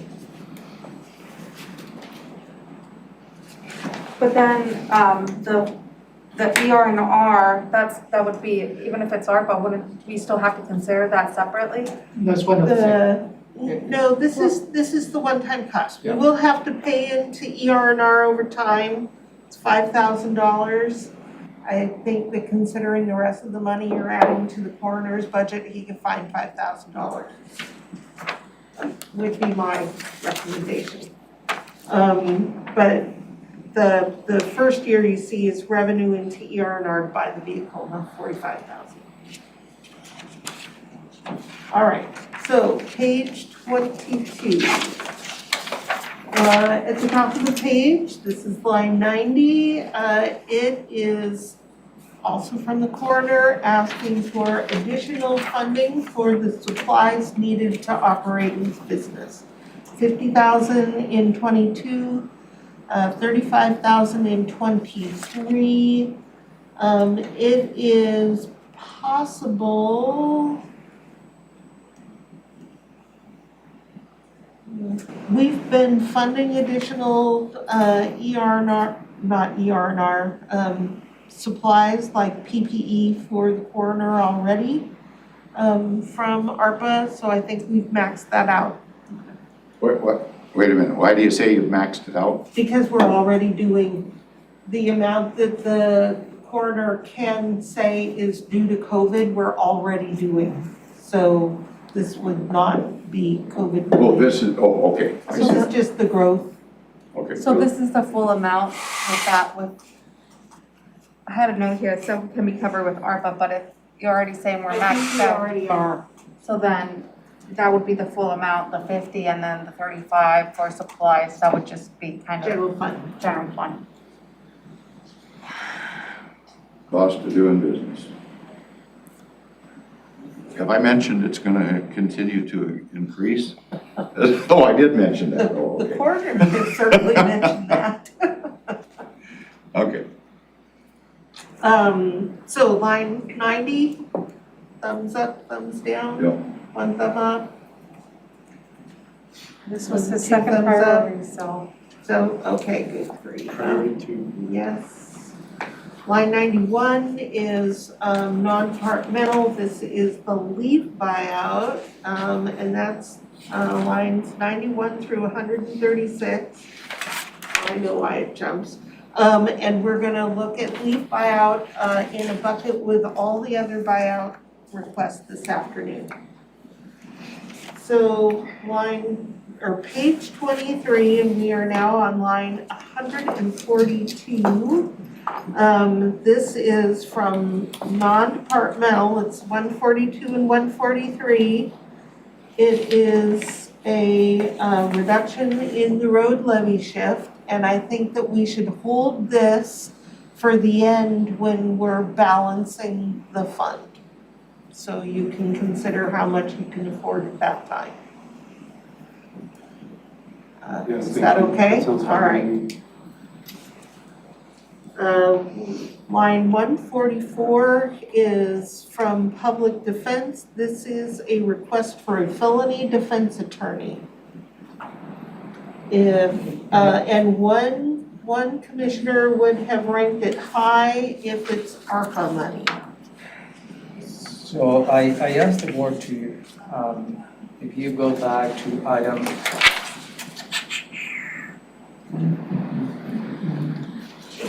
Question, while you look at that, Romero, I'm gonna ask staff, does this position have an end date at the end of 23?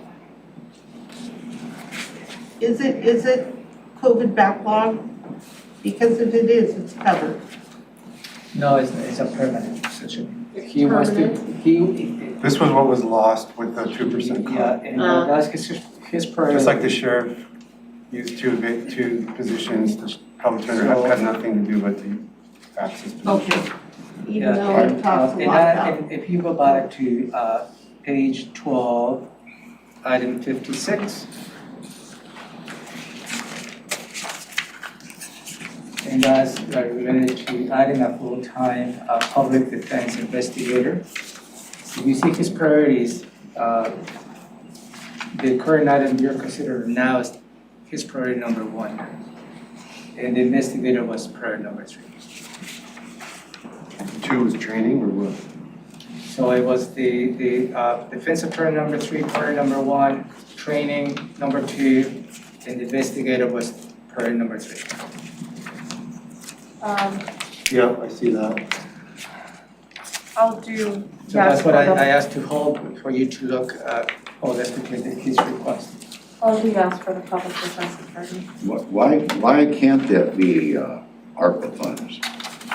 And the reason I just asked that is if the whole system was jammed up because of the COVID, why wouldn't this expenditure work for ARPA? We're already funding the positions that he needs to address the court backlog. This is apparently in addition and to meet his ongoing needs. Well, he's referring to COVID-19 caseload. I know, and that's why I asked staff to let me know if this has an end date on it. And I know Romero's- it doesn't. Romero Oh, assured okay, that well- it does It's not. long-term.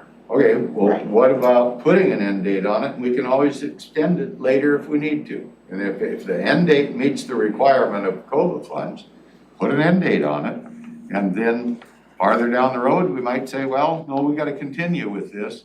But I'm hopeful that Commissioner Menzer and I are successful in, and I shouldn't leave Commissioner Mejia out of this, but are successful in things like lead and diversion and other things that we're working on. So, and then if we need to, we can extend it after a couple of years.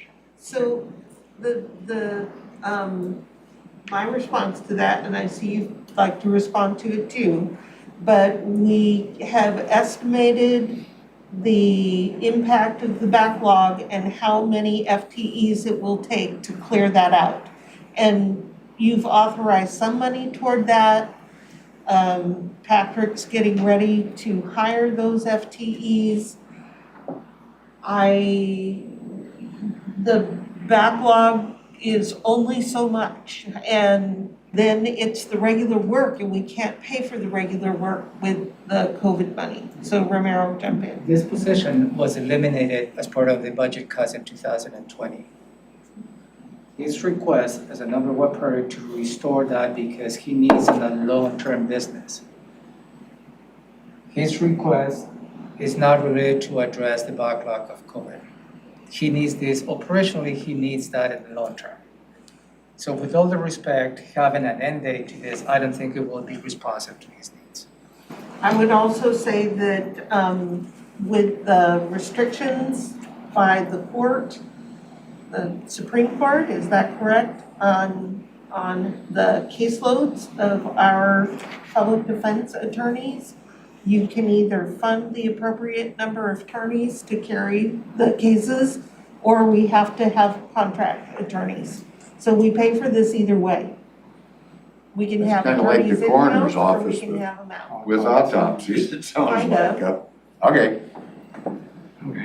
I see one thumbs up, For- 2, 3 thumbs up.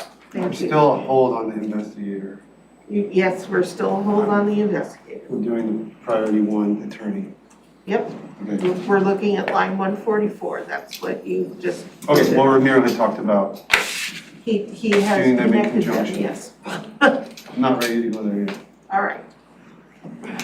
Okay, the next item is also from Public Defense. It is increasing the pay for indigent investigative services. It's an hourly rate increase for the services that we purchase. $11,000 a year, $145. I think that's the cost of doing business. Yeah, Everything's it's going been up. $40. I want to go from 40 to 50, is that right? Yeah. Yep. Yeah. There's 1, 2, 3 thumbs up. Then you're on line 146. It is a request from non-departmental to transfer money to the 2 lake management district funds to cover the cost of their indirect. It's $21,000 a year. Non-departmental. Yep. I alphabetized them, so. There is a chance that that'll fund, okay, I'm with you.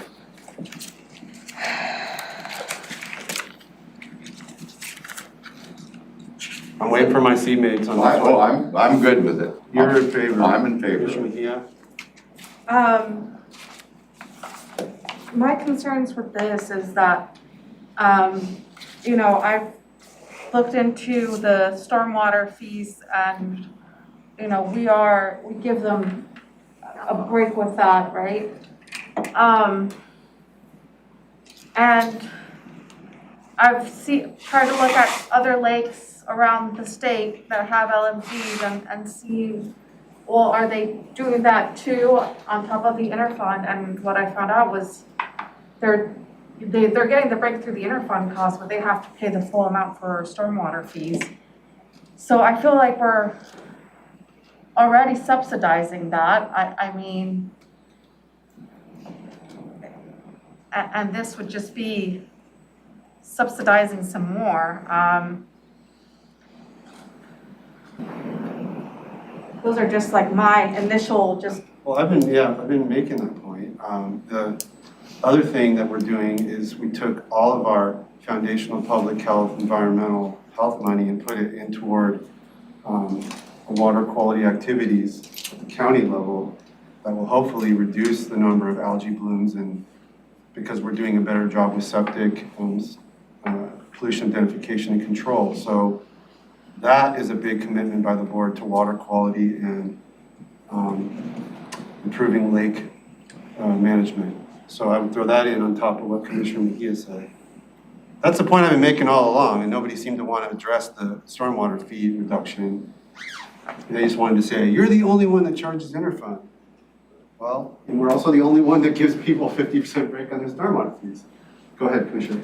I just don't feel that we give them adequate support for what they're trying to do. And I want to encourage other lakes throughout Thurston County to do the same thing. Is that going to cost more? Yes, it will eventually. It'll almost be like hiring more deputies, you get more overtime. It's just the way it's going to work. I think it's a priority on water quality. I will say that there is no correlation at this point between algae blooms and septic activities. We've had numerous studies in which they just don't know the whole algae process enough to pin it on one thing. There's a lot of nutrient buildup on lakes that just age. These lakes are 10,000 years old. A lot of buildup over the 10,000 years on organic buildup in the bottom of those lakes. So it's a natural process. Lawn fertilizer, runoff from the roads, all that contributes.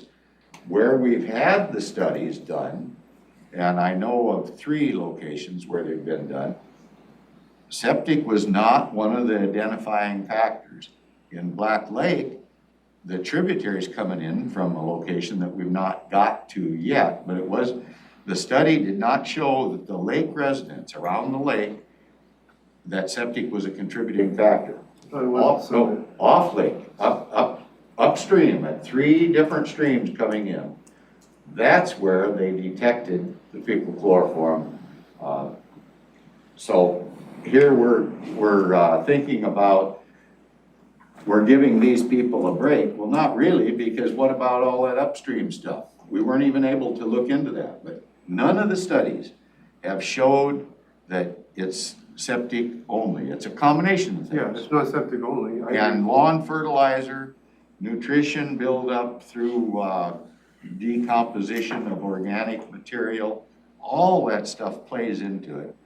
And I think this is such a small amount of money to try and do something for our water quality and to help our citizens that have gotten together to do something and have been willing to tax themselves a bunch. I think we just bumped things up 5%, which was the maximum on what it can be bumped up. They're willing to step up and do what they need to do. I think we should step up and do what we need to do to help them, and this is a very small amount. The last part of what you said is almost where I was leaning. Okay. In the sense of, Tell me if I won. well, yeah, I mean, I've been going back and forth, and I think Commissioner Mejia makes great points. The last part of what you said, though, to me, it's not about what's fair. I don't think we're doing anything unfair for all the reasons Commissioner Mejia made the point. I just think that for a small amount of money, if we can really help to coming at it from different, as you say, there's septic's one angle, there's other angles, stormwater is another angle, and I advocated for the stormwater engineers, and there's different angles, and if this is another angle to help water quality, and we want to do it because we just want to do it, like it's just a priority for the board. I don't think we have to do it because we owe it to them, or we're treating them unfairly relative to other counties. I don't believe that, but I believe that this board may be more committed to water quality in our lakes than other counties, and we may just want to do more for this small amount of money to help them do more. That's the argument that persuades me. So I'm leaning towards supporting this, just on that basis. But I won't take any credit for that, sir. circle back to you. No, I mean, you covered it. You covered it all. You have a lot of arguments for it. Go ahead, Commissioner Mejia. No, I was just gonna trying to pinpoint that again.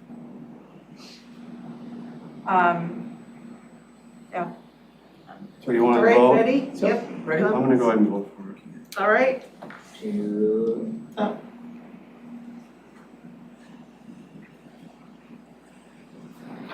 See, we can agree on something. Yeah, we can. All right, the next item, line 149, is a transfer from non-departmental, that is general fund, to the Parks and Trails Fund of $300,000 to ensure they're able to meet cash flow needs. It creates fund stability.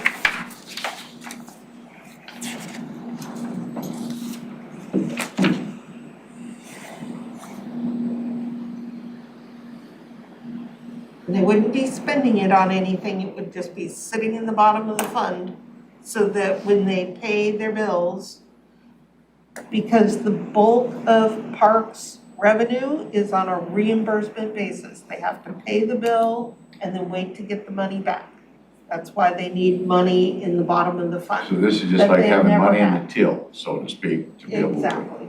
Okay. That is exactly what it is. It's a one-time expense to set up. So it the kind of fund. is a reserve fund almost. It's It ending should have fund been done balance. when we It's an established ending the fund. funds. And if we don't do it, what happens? They go into the red on a regular basis, and the treasurer will be visiting you because they'll be earning negative income and affecting the, Bond rating and stuff, won't it? the small amount wouldn't No. affect the bond rating, but we can't budget for, it's not financially responsible to knowingly have a fund that's usually in negative position.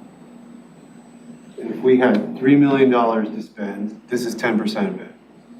I understand. But we wouldn't be spending it. We're just earmarking it. It is it leaves the Put general away. fund Leaves the to general. sit in a different fund, so it Being is, treated as a general is fund term- policy level yes. expenditure. that's how it's treated in our accounting records.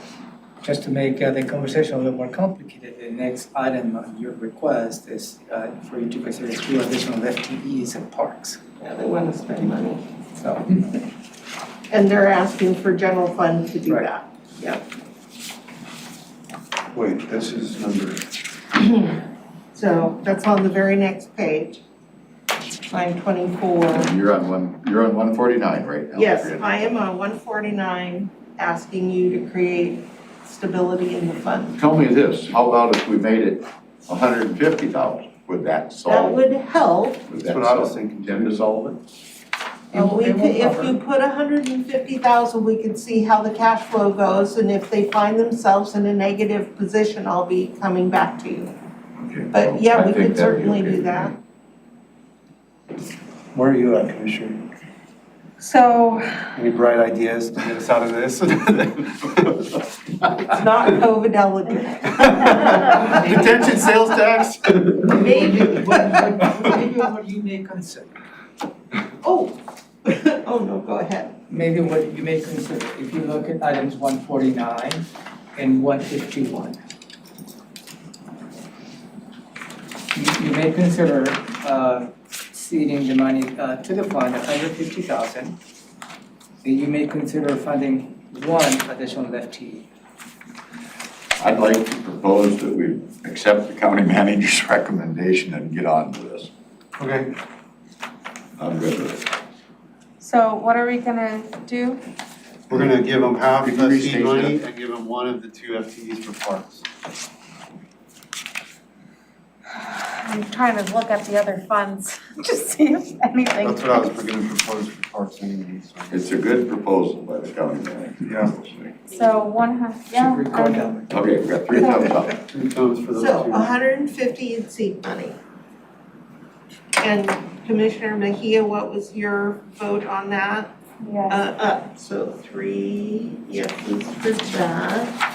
That's 150K. With And that then- resounding success, should we, is that I- 11:30? So, Been on a positive so note. line 151 is your last number 4 right? Okay, let's do the last So one. let's do it and then get out of here.